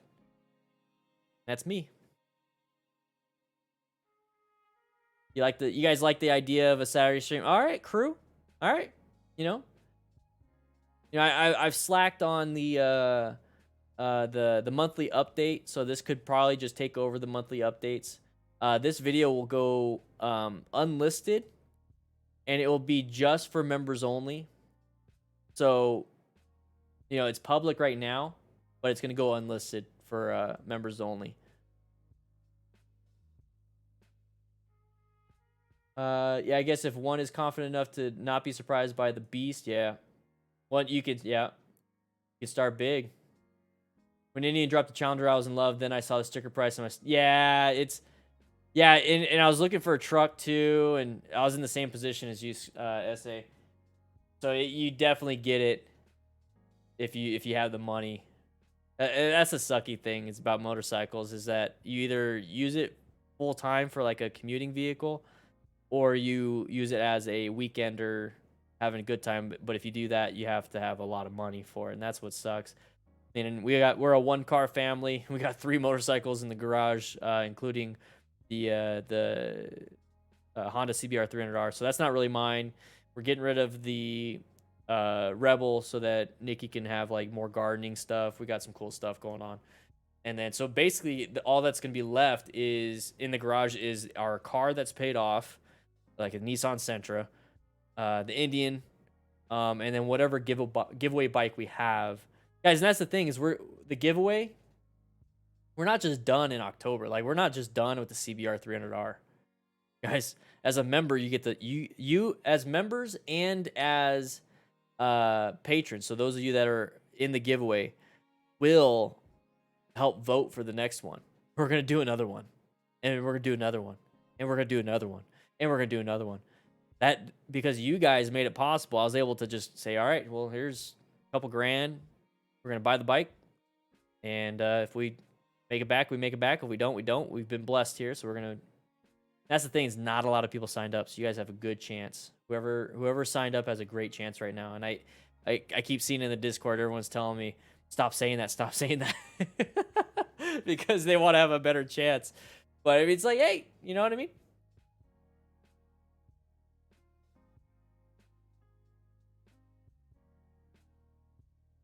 What? Ever been pulled over on the bike? Yes, I have. I have a video of it. All right. Charlie's Riding Adventures. Dude, I went to your community forum and wanted to share my bike. I have a crappy channel and isn't monetized or a business, and I get banned for self-promoting. Not a community, banned for sharing. I don't feel part of. Yeah. Did you read the introduction? Did you read the rules? The thing is, we're not here to share like our channels. We're here to share certain things. It doesn't matter if it's monetized, a business or not. Okay? I mean, that's the thing. Because if we just let anybody just post, hey, this is my YouTube channel. It's not monetized. It's not a business. You know, we're doing this. We're doing that. You come visit. Come subscribe. Come watch my videos. That's not what the community's for. Read the introduction. That's not what the community's for. It's not a share for share channel. Sorry if you feel that way.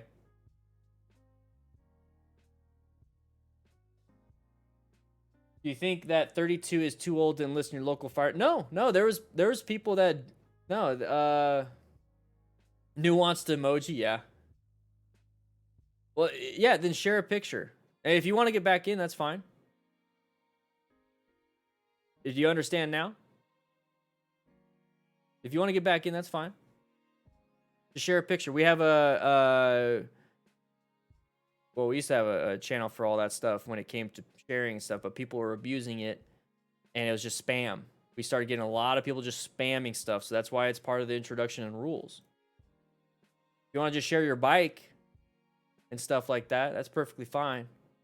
But my moderators, my admin, they're on top of it, and I see every single thing that goes, and I usually have a final say on a lot of these things.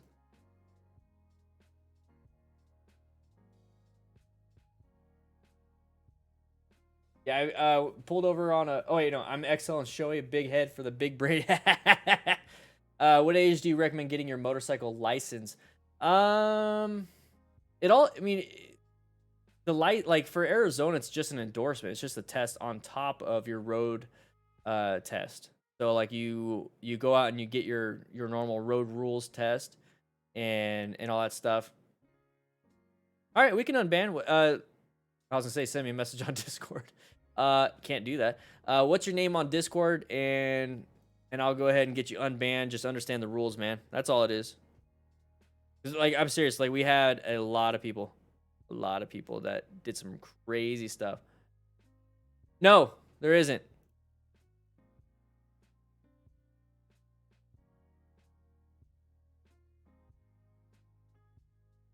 Yeah, there isn't. If you look at the rules, there's areas for warnings and mutes and all that stuff, but not. Yeah. So self-promotion rule number 11 will result in a 48-hour ban for the first offense, followed by a perma ban. Carly's writing adventure. All right. Not a problem, man. You know?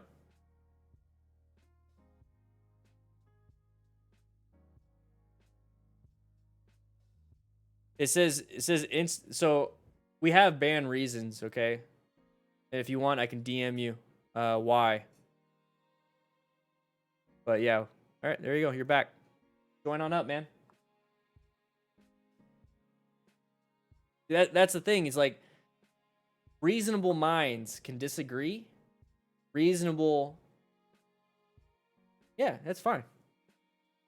I'm all for second, third, fourth, fifth chances. If you're wanting to improve, you know, if you're wanting to be a part of it and like, oh, okay, I messed up, you know, please. Oh, yeah. Because we've got a lot where they're like, yeah, we did it. Can it come back in? Yeah, okay. Boom, boom, did it again. You know, it's just like, come on.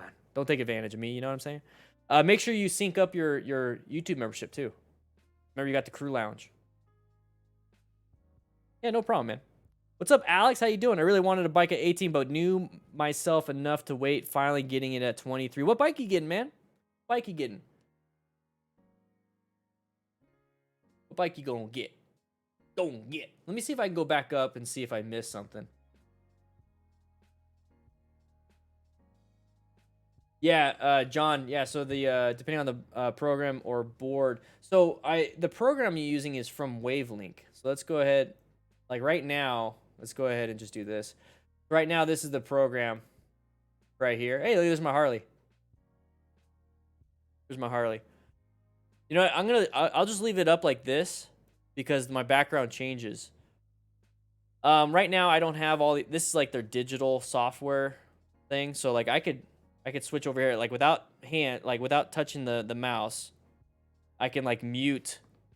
One sec. Shh. Oh no, I can't mute that. Oh, if I was playing music, never mind. If I was playing something, I can mute the stream audio. I can switch to monitoring. See on the bottom right here. So there's a bunch of different stuff. I can mess with the. See, my mouse is right here. The Streamlabs, or not Streamlabs, but Elgato kind of lets things happen. I'm still figuring out all this stuff. So it's basically that equalizer thing.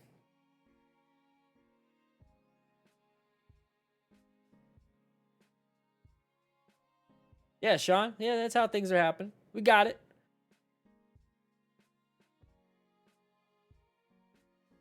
Nikki and I are doing great.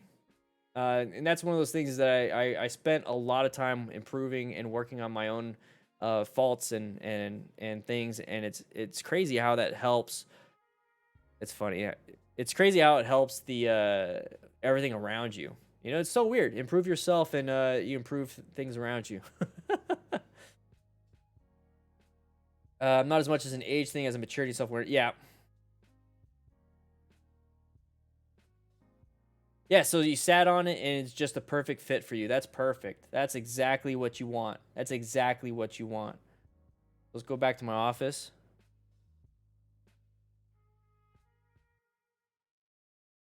Yeah, I haven't messed with anything.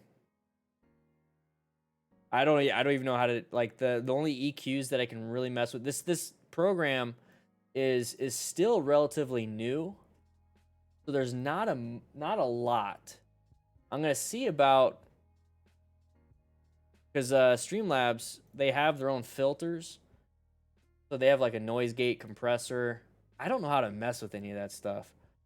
They have a limiter, expander, invert polarity, suppression.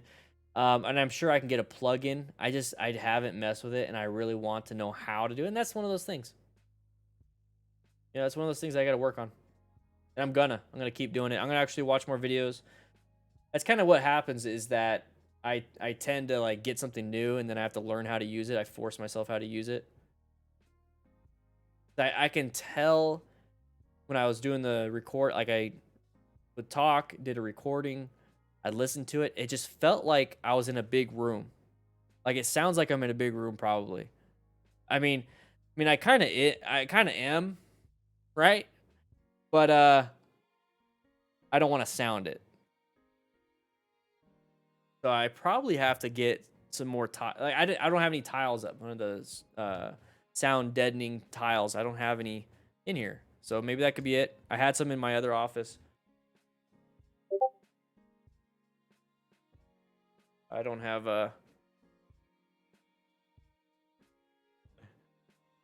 There you go, streamer mode.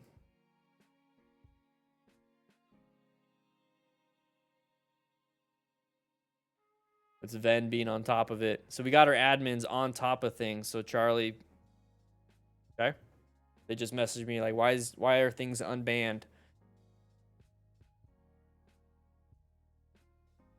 Yeah, that's one of the problems. Immature people don't really often know that they are. That's that whole Dunning-Kruger effect. But once you know, that's the thing. Good.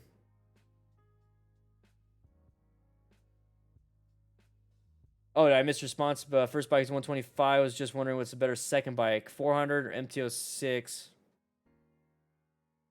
Go to the MT06. If you ride a lot and far, and you already started feeling like the 125 isn't doing it for you, I'd go to the 06. Spit out with the cut zoom. And that's another thing is I'm saving some money so that, you know, for my office, you know, so going out like this, my office looks really good. You know, I got my gym right here. I'm obviously just not running around. My lounge, got some burritos still here. I want to make all this stuff, you know, like including my classroom. Somehow I'm sitting down in a chair in front of the classroom. I want to make it to where that is all looking good. And I don't have the talent for that. So I'm finding people for the talent. And all these people keep subscribing. It's so cool. Guys, we're doing really good on this channel. Quick little update. We are at 205,497. So 205,500 basically. Yeah. That is insane. Absolutely insane.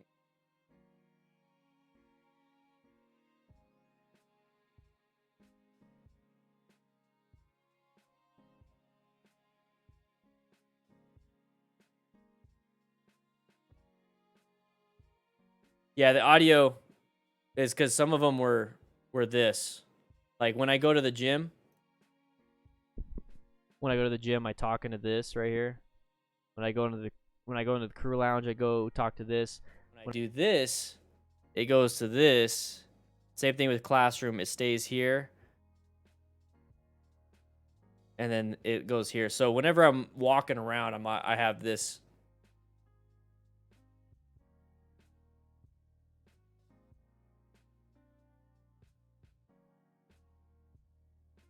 Hubert, baby. Oh! Yeah, boy.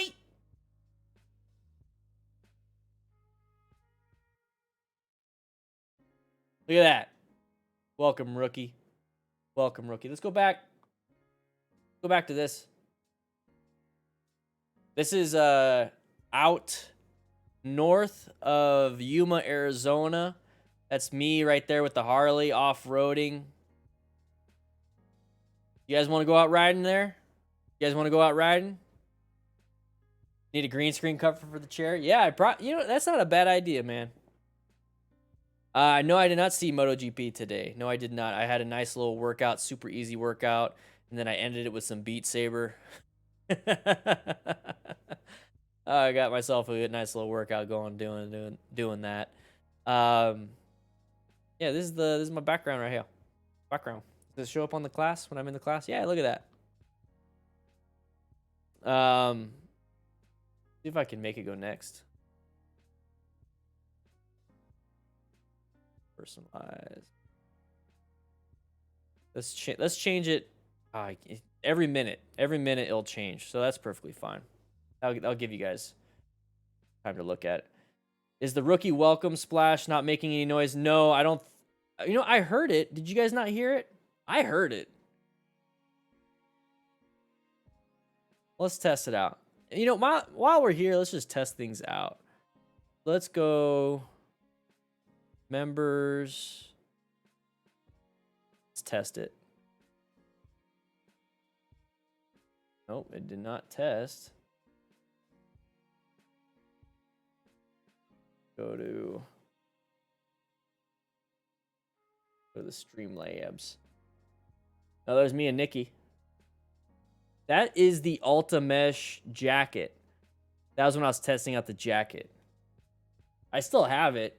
I use my FlyCool Pro 2 a lot more. Mainly because I got fatter.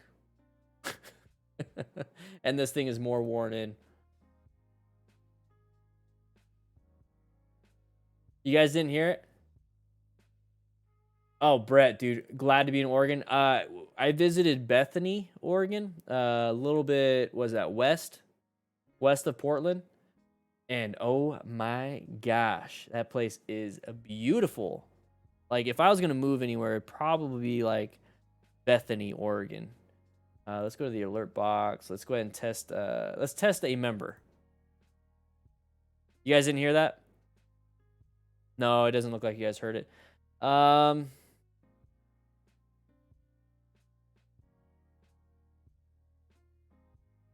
right, let me go ahead and go here.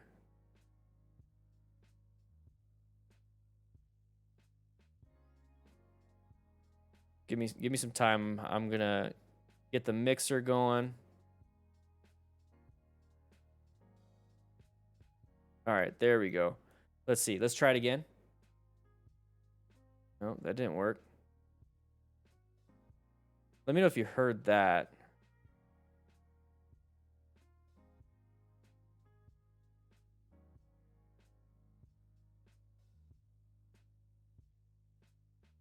No, I don't think you guys heard that. Go to members.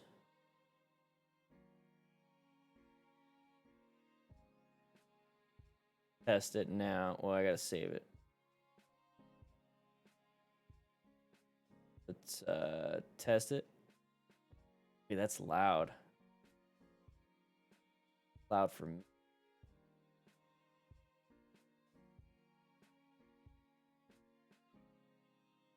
Daniela. Sorry, I'm testing it all. Daniela Cooper became a member. Woo! Oh, might as well. Let's get this stuff going. Let's get some tests going. So we got. I don't know why it's not doing the alert box.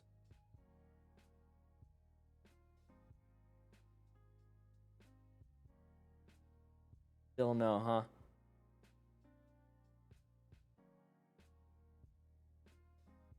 I heard that.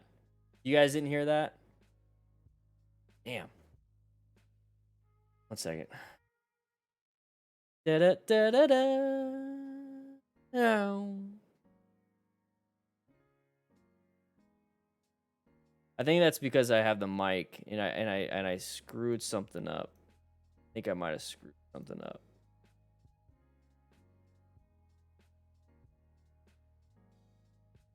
Did not hear anything. Oh, that's my Harley. That was an abandoned area. That's my Bell Bullet with the Cena SMH 10R. All right, let me go ahead. Alert box. Put it on this side. I think it's, I mean, a lot of it's because the audio you guys hear, the stream audio, you know what? We're gonna change something up. Bear with me, everybody. Bear with me. So let's do this.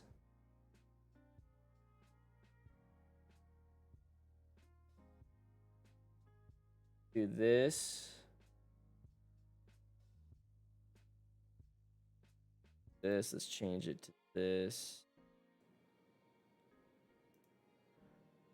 One second, I'm gonna do a test. Did you hear that? Because I heard that. Wait, no, you guys.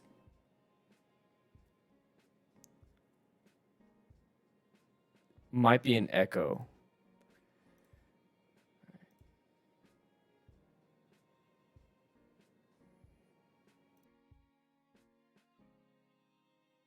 Ay.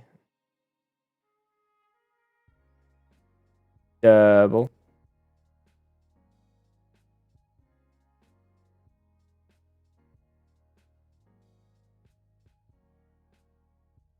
What about, how does this audio sound? Does audio sound fine?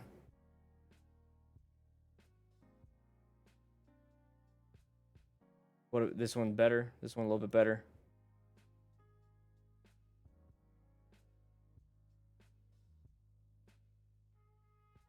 Hmm. All right, so this one, yeah, we're gonna fix this then. Don't know why the alert box. What? How's this one? Is this one better? Yeah, I don't want to sound like I'm in an empty gymnasium. That's the terrible part.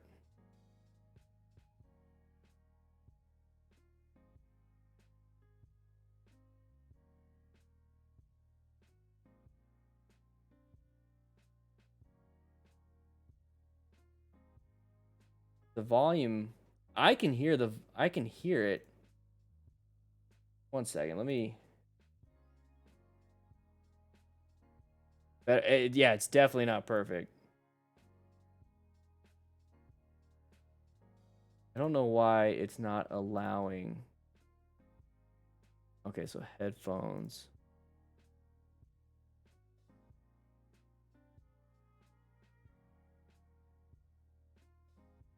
Yeah, there's. All right, one second. Let me test now. Oh, that was loud. How was that? Ay, ay, ay, that blew my ears a little bit. A little bit. I know you guys could hear it because I saw it. Let me let me hide some of this stuff. My volume, like mic is low. Let me know if mic is low because I can turn it there. I turned it up just a little bit.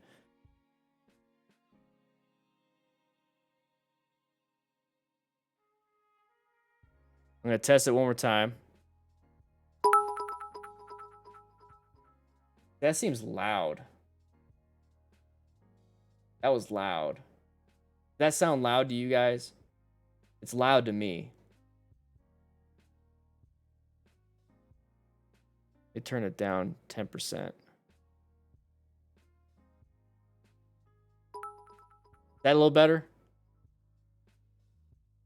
My voice is a little too low. All right, so I'm increasing my audio. There you go. So my voice, and I tend to talk really loud like this when I'm doing my live stream, so I want it to sound fine. The power button on the box, like this thing, that's the mute button. There you go. Now you can hear me. So there's different little buttons. All right, so we got that. Let's test the super chat. Okay, so nothing for super chats. I want to make some audio on that one. Oh, so no sound. That's another thing is I can. Should I create my own sound? Should I create my own sound? I don't know. Yeah, I should at some point. Go to sounds. What's this one?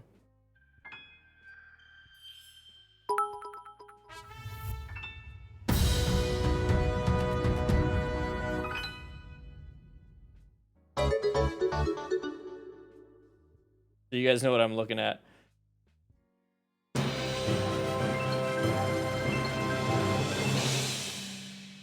Holy crap. I'll turn it down for you guys.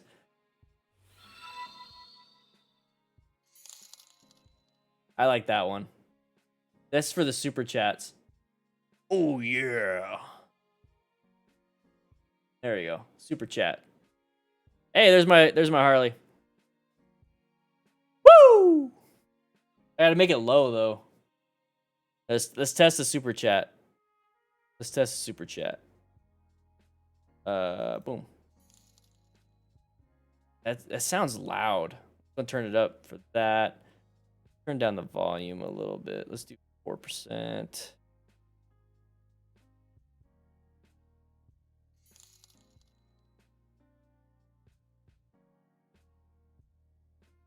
Check the tearing. You know, if I keep adding more volume, like I don't know how it's low for you. Do 2%.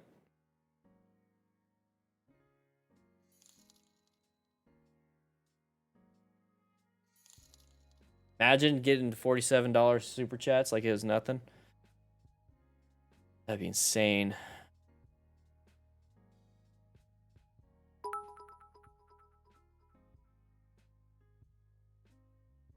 It's funny. Change that a little bit.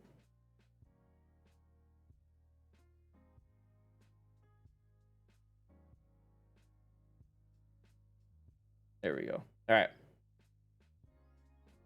Back to the office. Remember, guys, Q&A. Q&A. Last 15, you know, if we do it, we'll do 2 hours, members only. And the last 15 minutes, let's open it up to everybody. And I'll try to power through.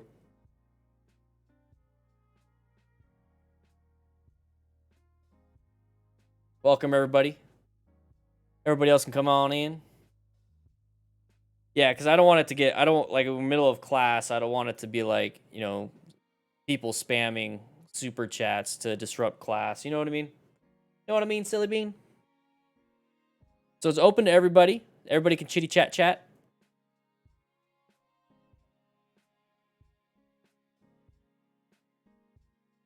So I got the ebook is on sale even more right now. You got 30% off using the code that I shared on the YouTubes, and so it's a lot cheaper, So check it out.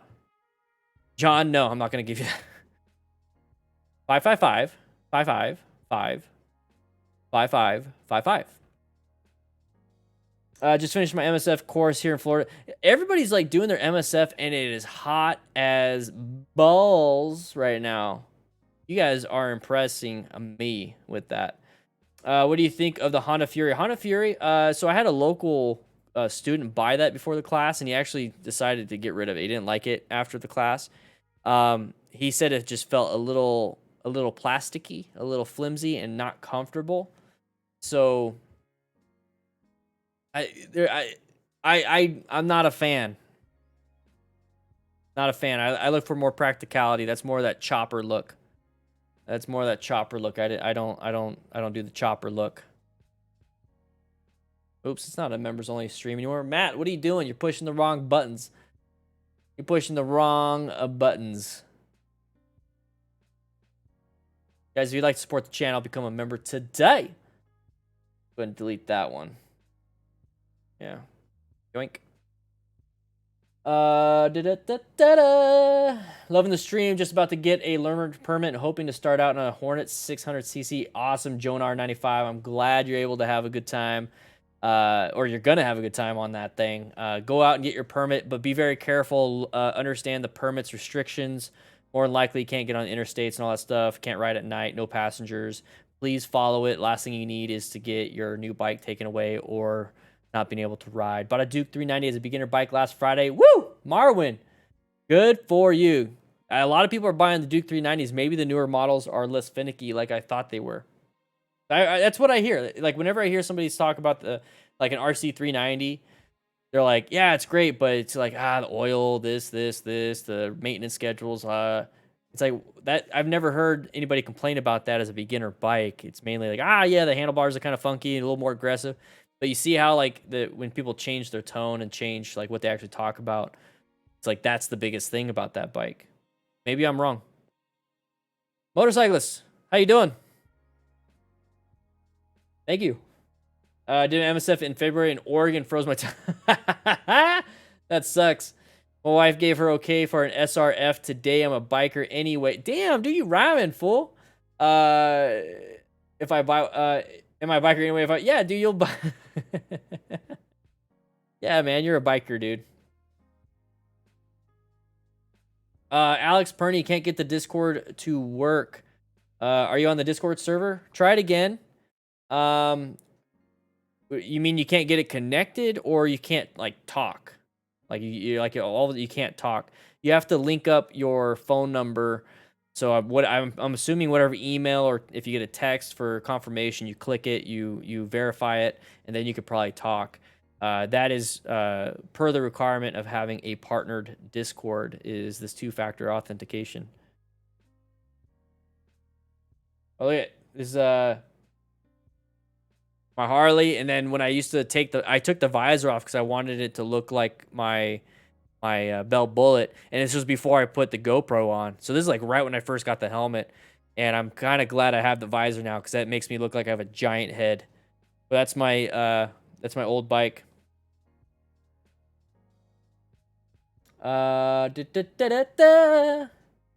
Looking to buy a first bike with Vulcan S650 be a decent decision for a bigger guy who has knowledge of it. Yeah, that'd be good. You could definitely go for a bigger bike if you want, if you have knowledge of riding and how to ride. But that 650 will. That'll be good. That'll be good. Have you ever been a Harley-Davidson motorcycle instructor? So, Owen, my assumption on that one, I'm guessing you're talking like, the Harley-Davidson Riding Academy. It's MSF. It's just packaged with Harley stuff. So it's motorcycle safety. It's legit MSF, but you teach a little bit about Harley history and utilizing Harley products. So it's like a branded MSF class. So I could teach it. I would have to learn about Harley to learn that extra step. That's all. But yeah, all the basic stuff, like 95% of the class, I can teach. If I had an idea for online content, would you be up for bouncing an idea or two around? Yeah, I'll listen. Yeah, I'll listen, Angel.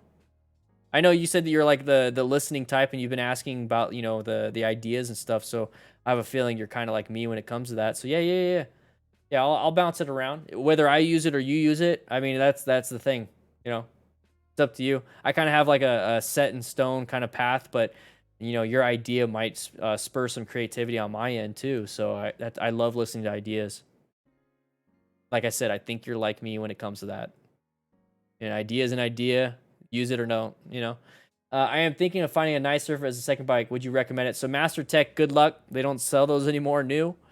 So you're gonna either pay a pretty penny or not. But I think anything above 2008 is fuel injected for Nightsters. I think 2008 and below is anything below 2000. So 2000 and below is carbureted, I believe. So take your pick on that one. If I had to go back, so for a second bike, if I had to go back and get a different Harley Sportster, I would have gotten the Roadster. They didn't have it when I got mine. So if I look at a Sportster right now, the only one I'd look at is a Roadster. Take my CBD on Tuesday. Yeah, old British, a version of I don't even know how to talk. And I'm totally not jealous of Americans being able to ride massive CCs while I'm stuck in a 125. Yeah, but we're all jealous that you guys aren't dying left and right. So there's that, which sucks because I think there should be a mix, right? You should be able to choose what you want, but not die. And that's kind of what I'm trying to do, I can't change laws.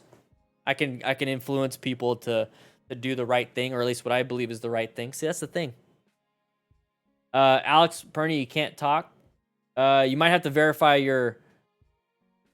Yeah. You might have to verify. You messaged me on Patreon. You might have to verify your phone number. If riding with one other person, should the more experienced person lead or take the rear? So if it's just you two, flip flop. So if it's somebody trying to learn, like how to go through some curves or downtown or whatever, have them follow you. But then you need to realize that if there is like slack, you need to like modulate with them and don't run, don't go through a yellow because they might panic and try to stop. Now you're separated. So, stagnant green lights, let them know stagnant green lights. Hey, we're going to stop. If the moment it turns yellow, you have the constant communication. And then going in the back to kind of, then you switch to the back on some things so you can see how they handle things and you can talk to them. So having a Bluetooth system is very important. So you can sit in the back and you can see, okay, this is a good lane position. Okay, you're doing good. You're maintaining lane position. You're not choppy on the shifting because you can see from the behind how their shifting is. It kind of does this. Like, good. And then you move up and forward and you let them know, hey, I'm moving forward. We're going to swap positions. So that's another thing is you can swap positions and figure out, okay, so I'm in front now. We're going to swap here so we stay staggered. Okay, now we switch. We do this. So you're constantly modulating. Once again, a nuanced answer for for a simple one. So you have to you have to do that. You have to figure out what are the benefits of being in front and the cons of being in front. Then you have to figure out the benefits in the back and the cons in the back, and then do both. Once it starts turning into a con, move into the positive and switch positions. And that's going to help the student or less experienced rider. My buddy was following me, but when we stopped, he said the pace was too fast. I told him, cool, you lead. 10 minutes later, he dropped his bike in a corner with sand.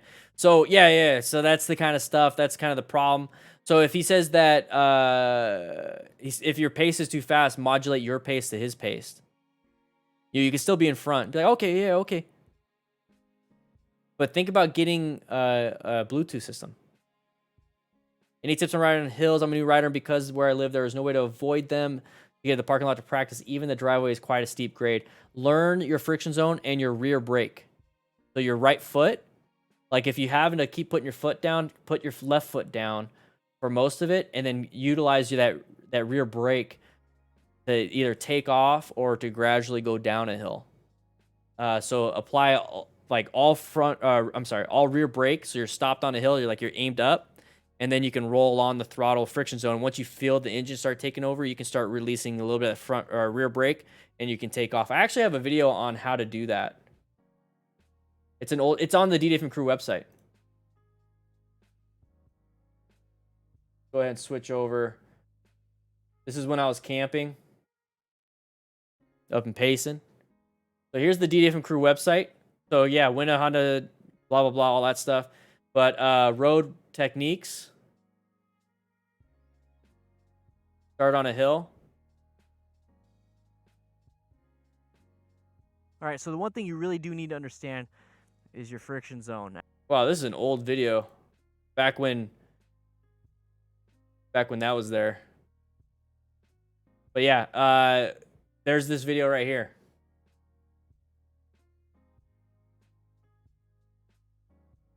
Yoink. What's up, Carrie? How you doing?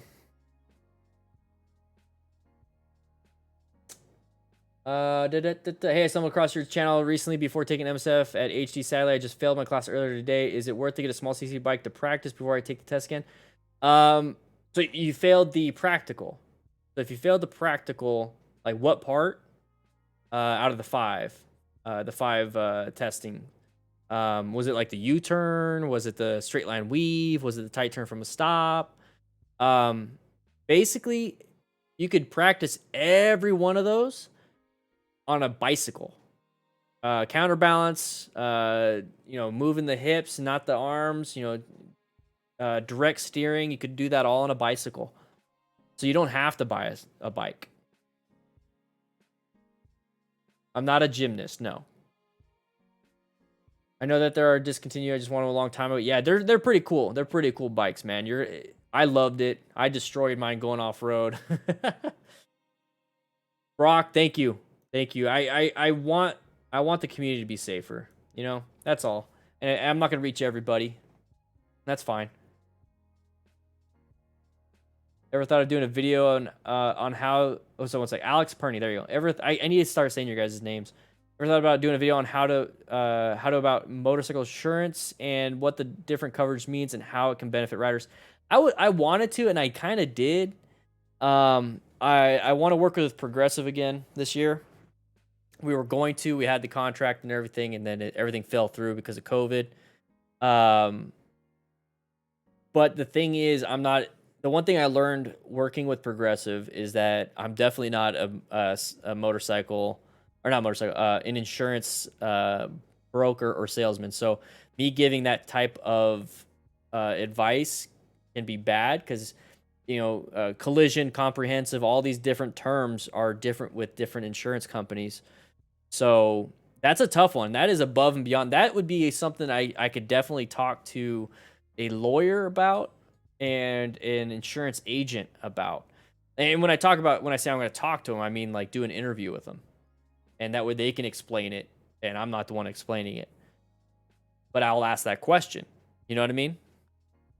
I wish I had that answer, man. I really do. It sounds like I don't have a lot of answers. It just means that I need to go out and get more information so I could be better. and answer these questions. So these Q&As are really good because you guys aren't asking about situational awareness and all that stuff. So that means I'm doing a good job there. What it means here is that I'm not doing a good enough job answering these legit questions you guys have, because these are all legit questions that I wish I had the answer, and I hope there is a DDFM crew member in the Discord that could help out. I'm always going to refer back to the Discord when it comes to that. It looks like this is coming out of my head when those people subscribe.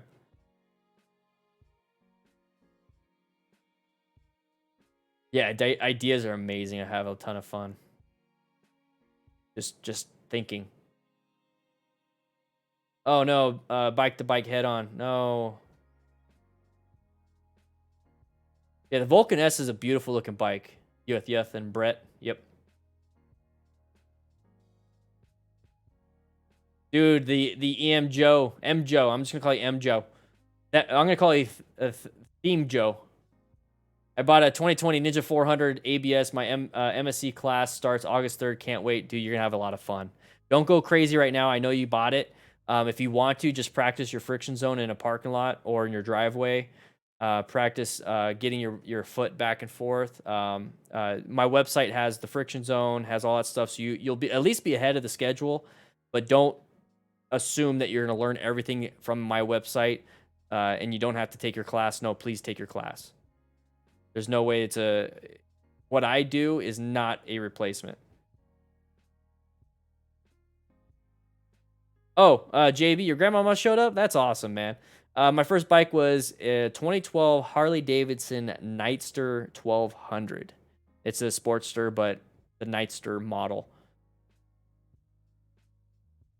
That'd be cool, Alex Perney. I'm gonna see if I can get somebody local too. That way I can ask some questions beforehand. Just stuff like that.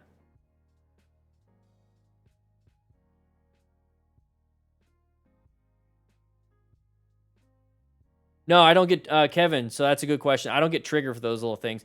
So Kevin Ramos asks, "Hey, I'm in AZ2, and I know people that know you, and I asked them if it was cool riding with you, but they always say you're too into safety, which gets you triggered for little things. I don't know if it's true, but what do you say? I don't know who you've been riding with, or who you've been talking to. I typically, I mean, I want it to be safety oriented, so I'm not gonna be, oh, okay, go ahead and do some wheelies down the road or take off. We're supposed to be in a group ride. I'm not. That'll upset me, and I just won't ride with you again. But when it comes to like taking your hands off the handlebars, like you don't have full gear, you have a helmet at least, gloves. You're trying your best. You just either you can't afford it or you left it at home or whatever it is. I'm okay with that. Just understand the risks. Like that's the thing is I don't want people. I'm more about behaviors. So if somebody shows up to a group ride with me or goes out and does something with me and they're all like, yeah, it was showing off, like trying to peel out or like, do stoppies when we're all parked and we're like, what the heck, we're just having a chat. Like that will bother me.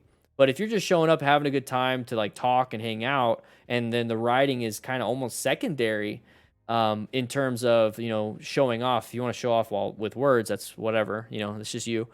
But if you're trying to like show off and you put yourself and others in danger, yeah, no. I'm not stingy though. I don't get triggered about those things.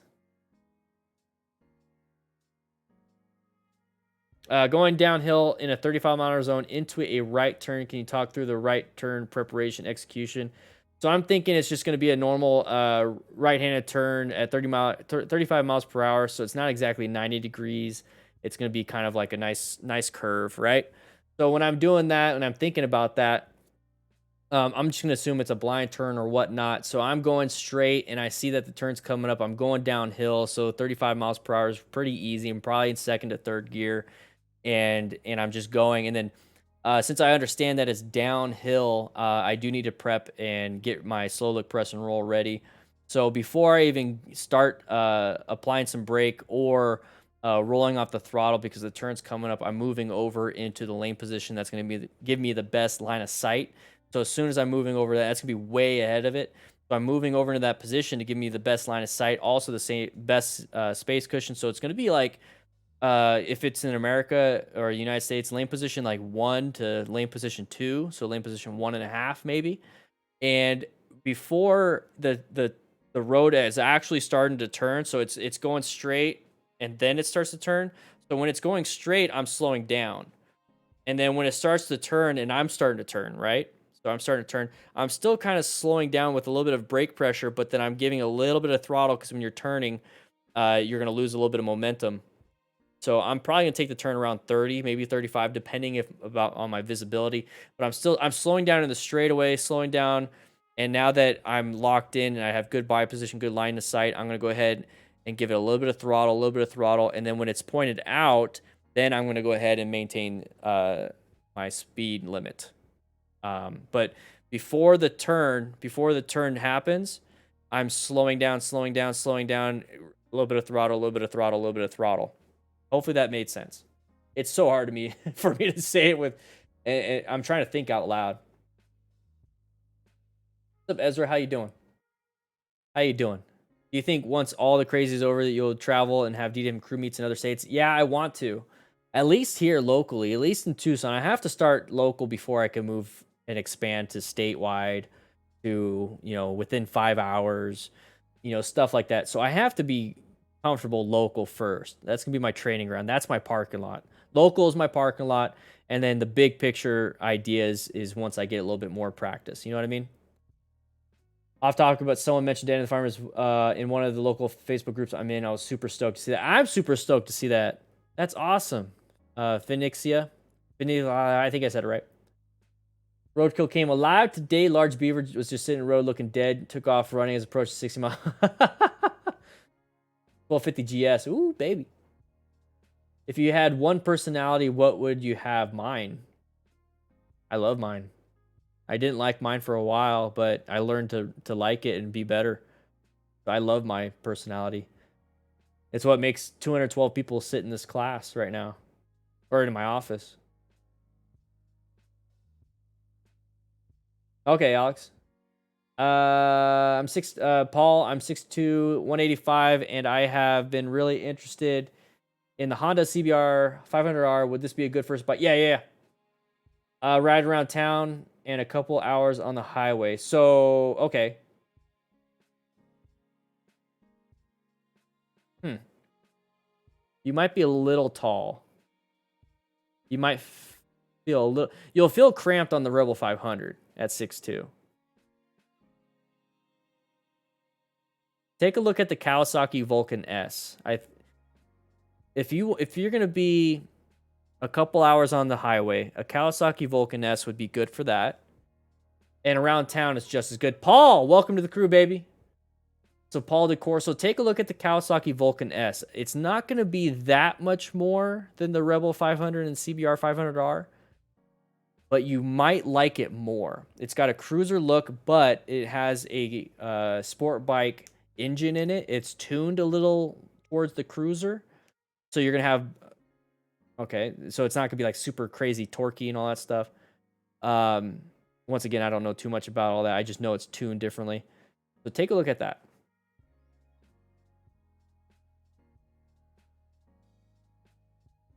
Yeah. The Rebel, I just love it.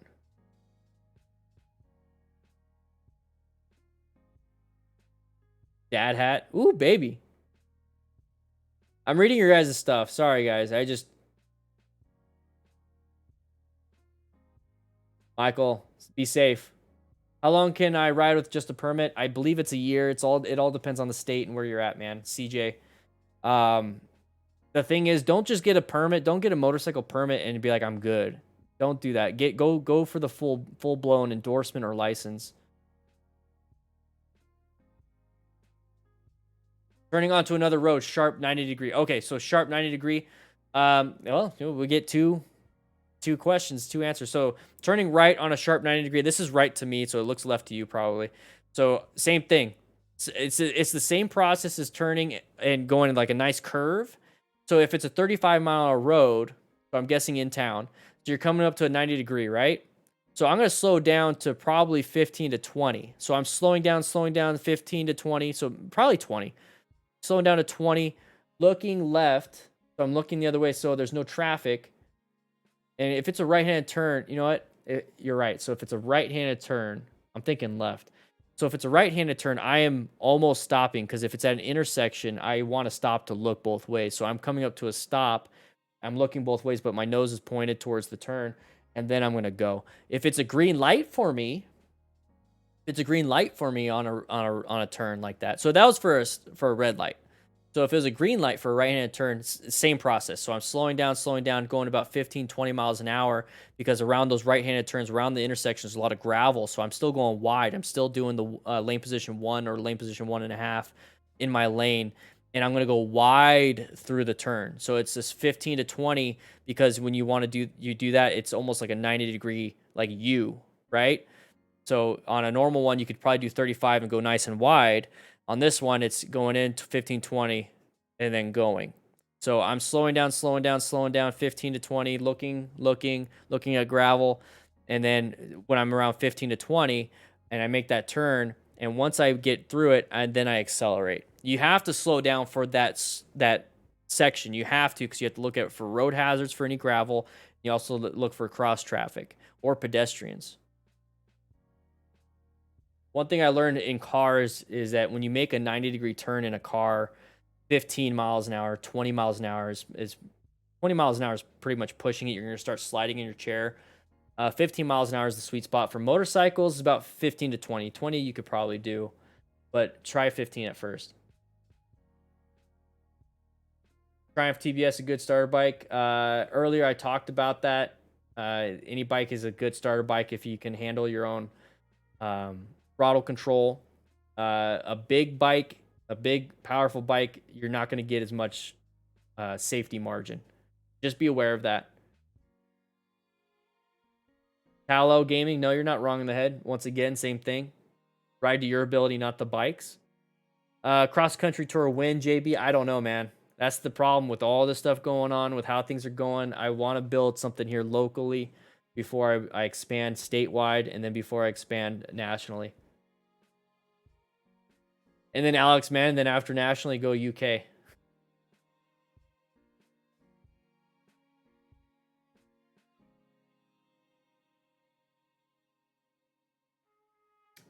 Street glide or road glide? Probably the road glide. And don't ask me why, because I just guessed.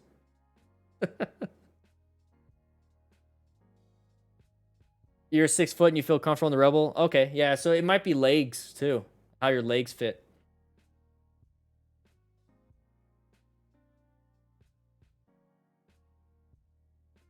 I haven't had to deal with roadkill, Norm. I don't have any stories about roadkill. How many favorite movies have I had? I've had Saving Private Ryan is up there. I like the guilty pleasure of John Wick movies. I don't know. I don't know.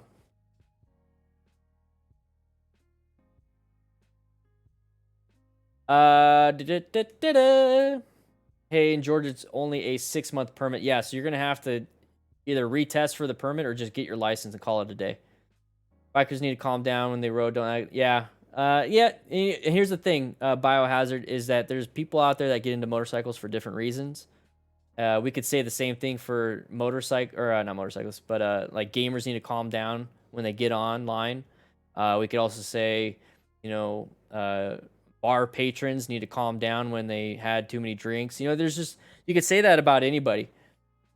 Is practicing the friction zone damage the bike at all? Not enough to the point where you're gonna have to replace your clutch because you did that. No. Practicing, no. You don't even worry about that. Kevin Ramos. Any updates on the FTR 1200? Heard a lot of bad things about it. It has electrical stuff. There's a few things that for electrical. I got mine tuned. So there was a tune that you can go in for a recall and get it done. There was a fuse that they shipped with like the wrong one. They wanted like a more powerful or whatever, and you just replace it. They're just like little small things, and that's to be expected from a bike that just got released. This is the first year. But it's not like so bad. It's like, oh crap, I made a bad choice. No, it's not. That's not the case at all. Just little minor things like, oh, you should have done that. So the next model is not going to have these problems. And that's one of the things that I knew going into it. I knew that, you know, the early adopters first. I put a deposit down. I was the second one in the state of Tucson, the city of Tucson, to put a deposit down. So first adopters are going to have these problems. Second, third, and fourth, and fifth adopters aren't. Have you ever done a video on how to deal with mechanical failures, like while riding, broken chain, flat tire, seized engine, broken handover, brake lever? The only one I've done was when my clutch blew up on my Harley, and I just kept recording, and I kept being like, I don't know what the hell's going on. At the end of the day, it's just get yourself out of traffic as soon as possible, and try to keep the bike upright until you could stop. Just try your best. There's too many variables on that one. Broken chain, flat tire, seized engine, broken handlebar. All those are just, there's too many variables to answer. And that's the things I haven't done videos on that. Because I don't have a broken, I don't break my chain for a video. No, JB, I had a KLR, but I didn't get to take it. I didn't get to play with it. I got the KLR, got divorced, and then I sold it. I would love to though, Alex. I would love to, and I bet you there's somebody out there that like crash testing, motorcycle crash testing, instructors or scientists could probably answer that question. Like they might be able to give me the information of what happens, and then I can formulate an answer around that. I just don't have it.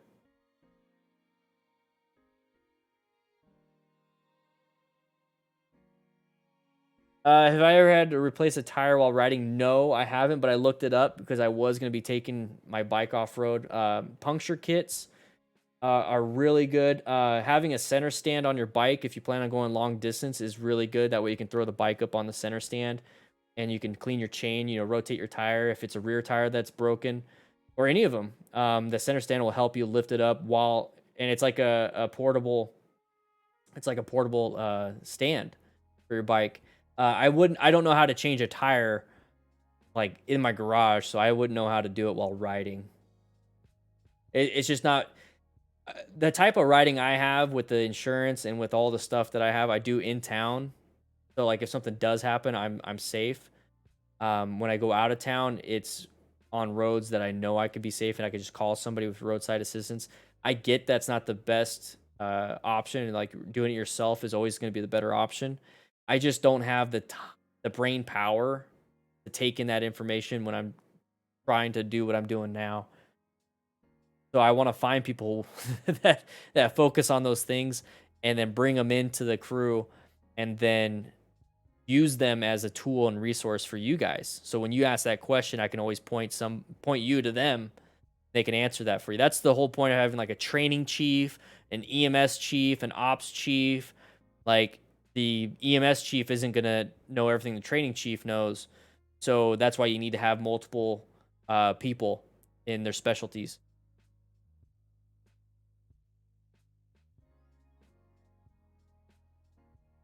Do I ride with the MSF? It's illegal. So the Phoenixia. So I have my MSF, but can't take it to the DMV until September. So do I ride with the MSF card? The MSF card is not a license. So if you get pulled over, you're going to be riding without a license. Even if you did the MSF, you could try your best to talk to the cop and say, hey, I got my MSF card. Is it okay? Can you please not write me a ticket? But it's not the same as a license or an endorsement. So that's if you have a permit and the MSF, you just don't have your license or endorsement. You just work within the endorsement or work within the permit. Ben Glivens, Pennsylvania, canceled the MSF out there. What is the best way to train my wife a scooter or a little CC motorcycle? So go to a parking lot if you can. So if what you're doing, let's say, so Ben, so you go drive your car. Or I'm sorry, you have her drive the car and you ride the scooter and CC or low CC motorcycle. Okay, so the motorcycle. You guys both go to the parking lot. So you're riding the motorcycle, she's driving a car. You guys both get there. From there, practice parking lot exercises with her. And like I said, I have an MSF, or not MSF, I have my own parking lot exercises on my website. And all that stuff will get you going, because what I have on my website is a lot like the MSF. It's obviously not the same because you're not in class. But you'll learn friction zone, straight line weave, figure eights, U-turns, braking, swerving. You can do all that stuff in a parking lot. Please do it as safe as possible, though, and understand that you're going to take your own risks out there. Wear full gear. Don't go higher than 15 miles an hour in the parking lot. Make sure there's plenty of room to do everything. And if you don't feel comfortable, just wait. Just wait. For the MSF. John Mark Miller, you can't read my mind.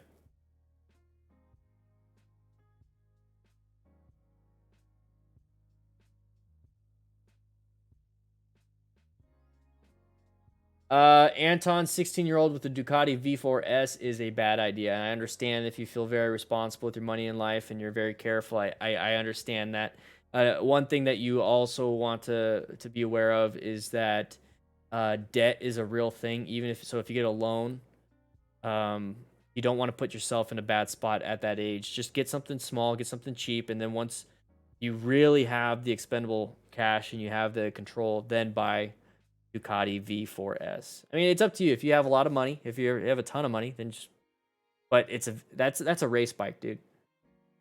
That's powerful.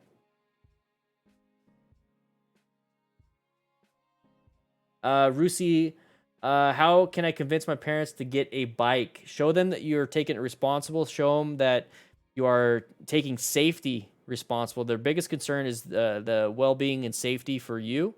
They don't care what bike you get. They don't care what you do as long as you're safe and having a good time. Hopefully, that's the kind of parents you have. So the best way to convince them otherwise, or to reassure their concerns, is to go out and take a class to get full gear and then start off on a small bike, because they're also concerned about your financial health, which would probably be, debt. So go out and take a class. Show them you passed. Show them that you had a great time. And then from there, ask again.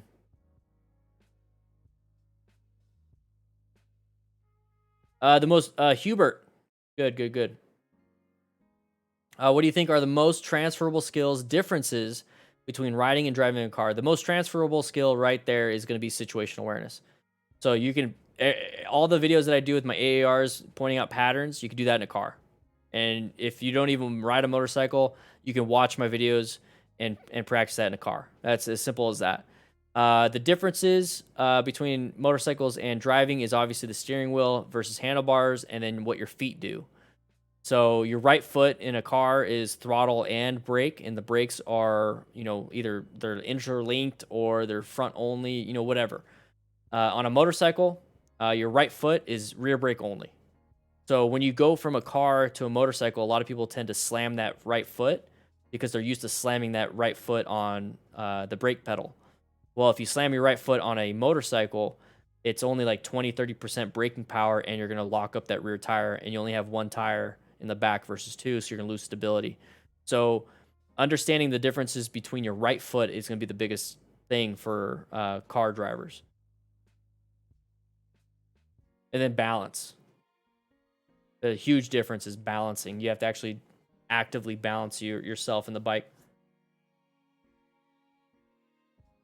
Joe Valence, when I'll be having a get together at the firehouse, dude, as soon as I possibly can, and it's gonna be local. I'm gonna create local events. Once all this stuff kind of blows over, and even if it doesn't, I'll just require everybody wear a mask, and we're gonna have a nice, easy local event. Either wear a mask or keep your helmet on. And if I could do that during the wintertime down here, that'd be great, because that's the only time I'll ever want to have my helmet on for extended period of times. Just when it's cool out. If you had to deal with hydroplaning on a bike, how should it be handled differently than hydroplaning on a car?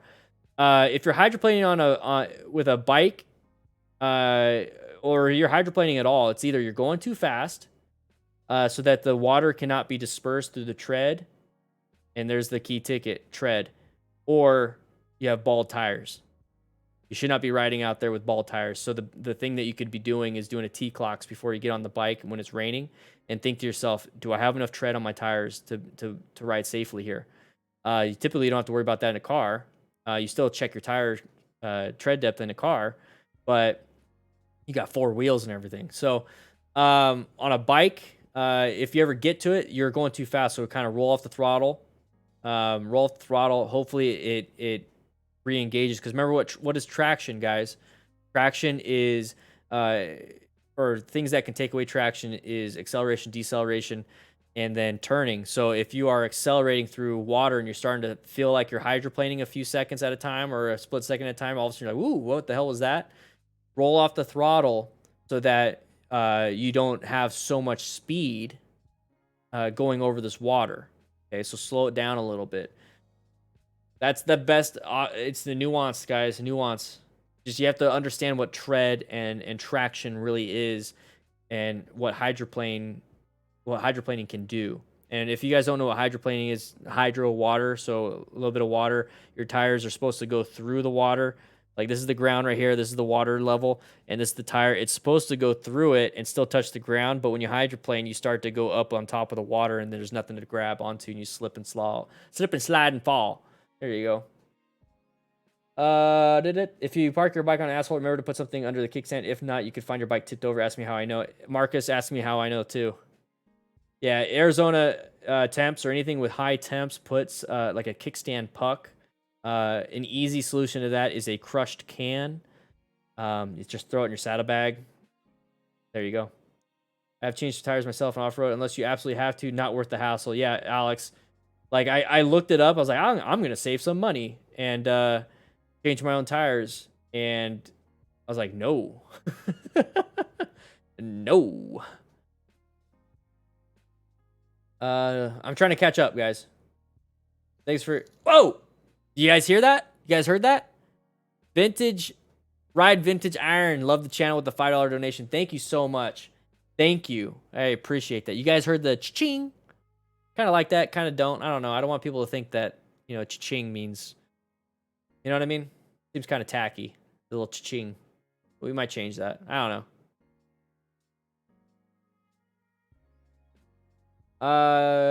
Nice use. I teach it. Jump off now. Oh, okay. See you later, man. How can yeah.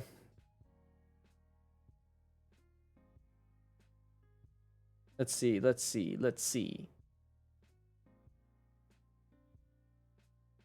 Just went through my road test last week, and all I had to do was to pass.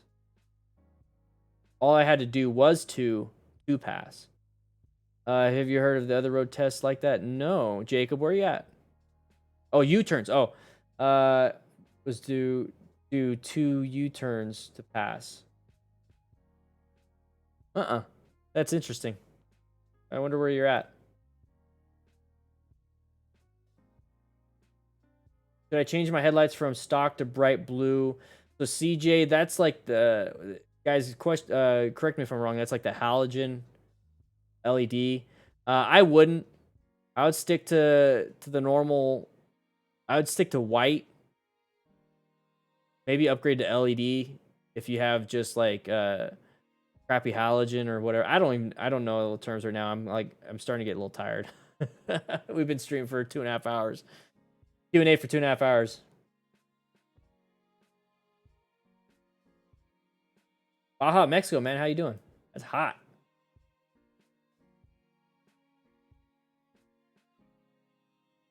Oh, Dale Duncan did not know that. Good. Note, some states have public thoroughfare laws. Means a road, street, or bridge that is constructed or maintained by the state or a political subdivision. All laws can be applied. I wonder if that applies to like parking lots or private roads too. Because like I know parking lots, like cops don't give you tickets for traffic violations, but they can do an investigation.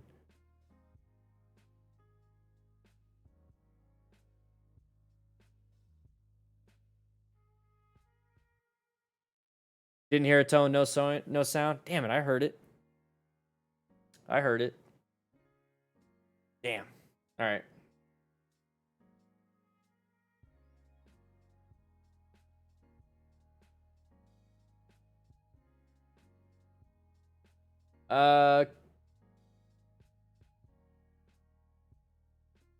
Plan. My question is, what is the best motorcycle for beginners?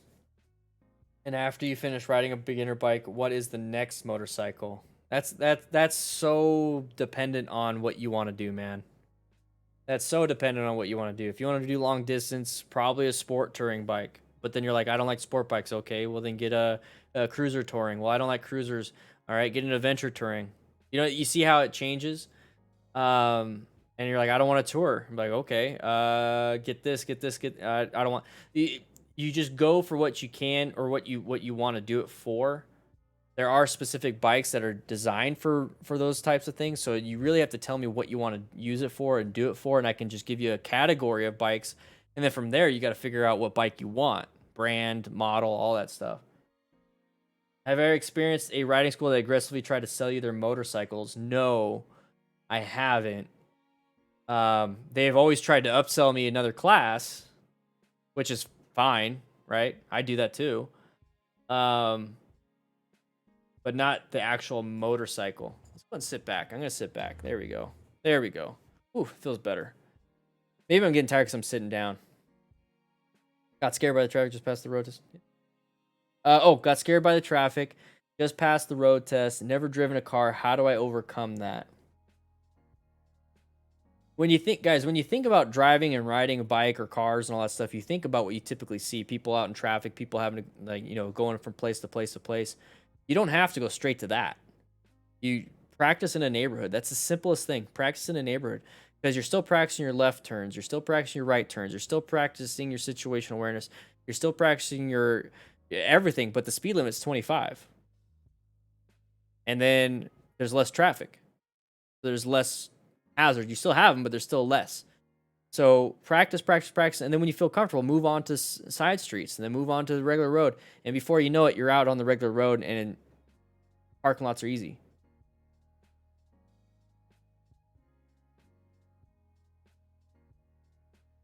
Hey, Landing Chavez, yeah, boy. Which bike is better, Ducati Panigale V4 BMW S1000RR? I want details. I don't know. I think you're being a little sarcastic on that one, based off my nuanced answer. Fine. Local authorities can write you up depending on the area. I love 7 a.m. Sunday mornings for practice. Lower chance of having confrontations. Yep. Yeah. Guys, it's been 2 hours of Q&A. We were supposed to test out the mic. We kind of figured it out. Kind of having a good time. I want to say thank you to everybody that donated. I want to say thank you to everybody that became a member today. Guys, remember, we are still giving away that motorcycle. Good chance to win. There's a free way to enter. Check out the rules. You're going to see all the different possibilities of how to win. You get my ebook for free if you sign up on that website. You get it for free. If you enter through that, you're going to get it for free. Okay? Do all bikers have a healthy dose of fear of the bike? They should, Bradley. They definitely should. I have a healthy dose of fear for it, but I learned how to control that fear with training and practice.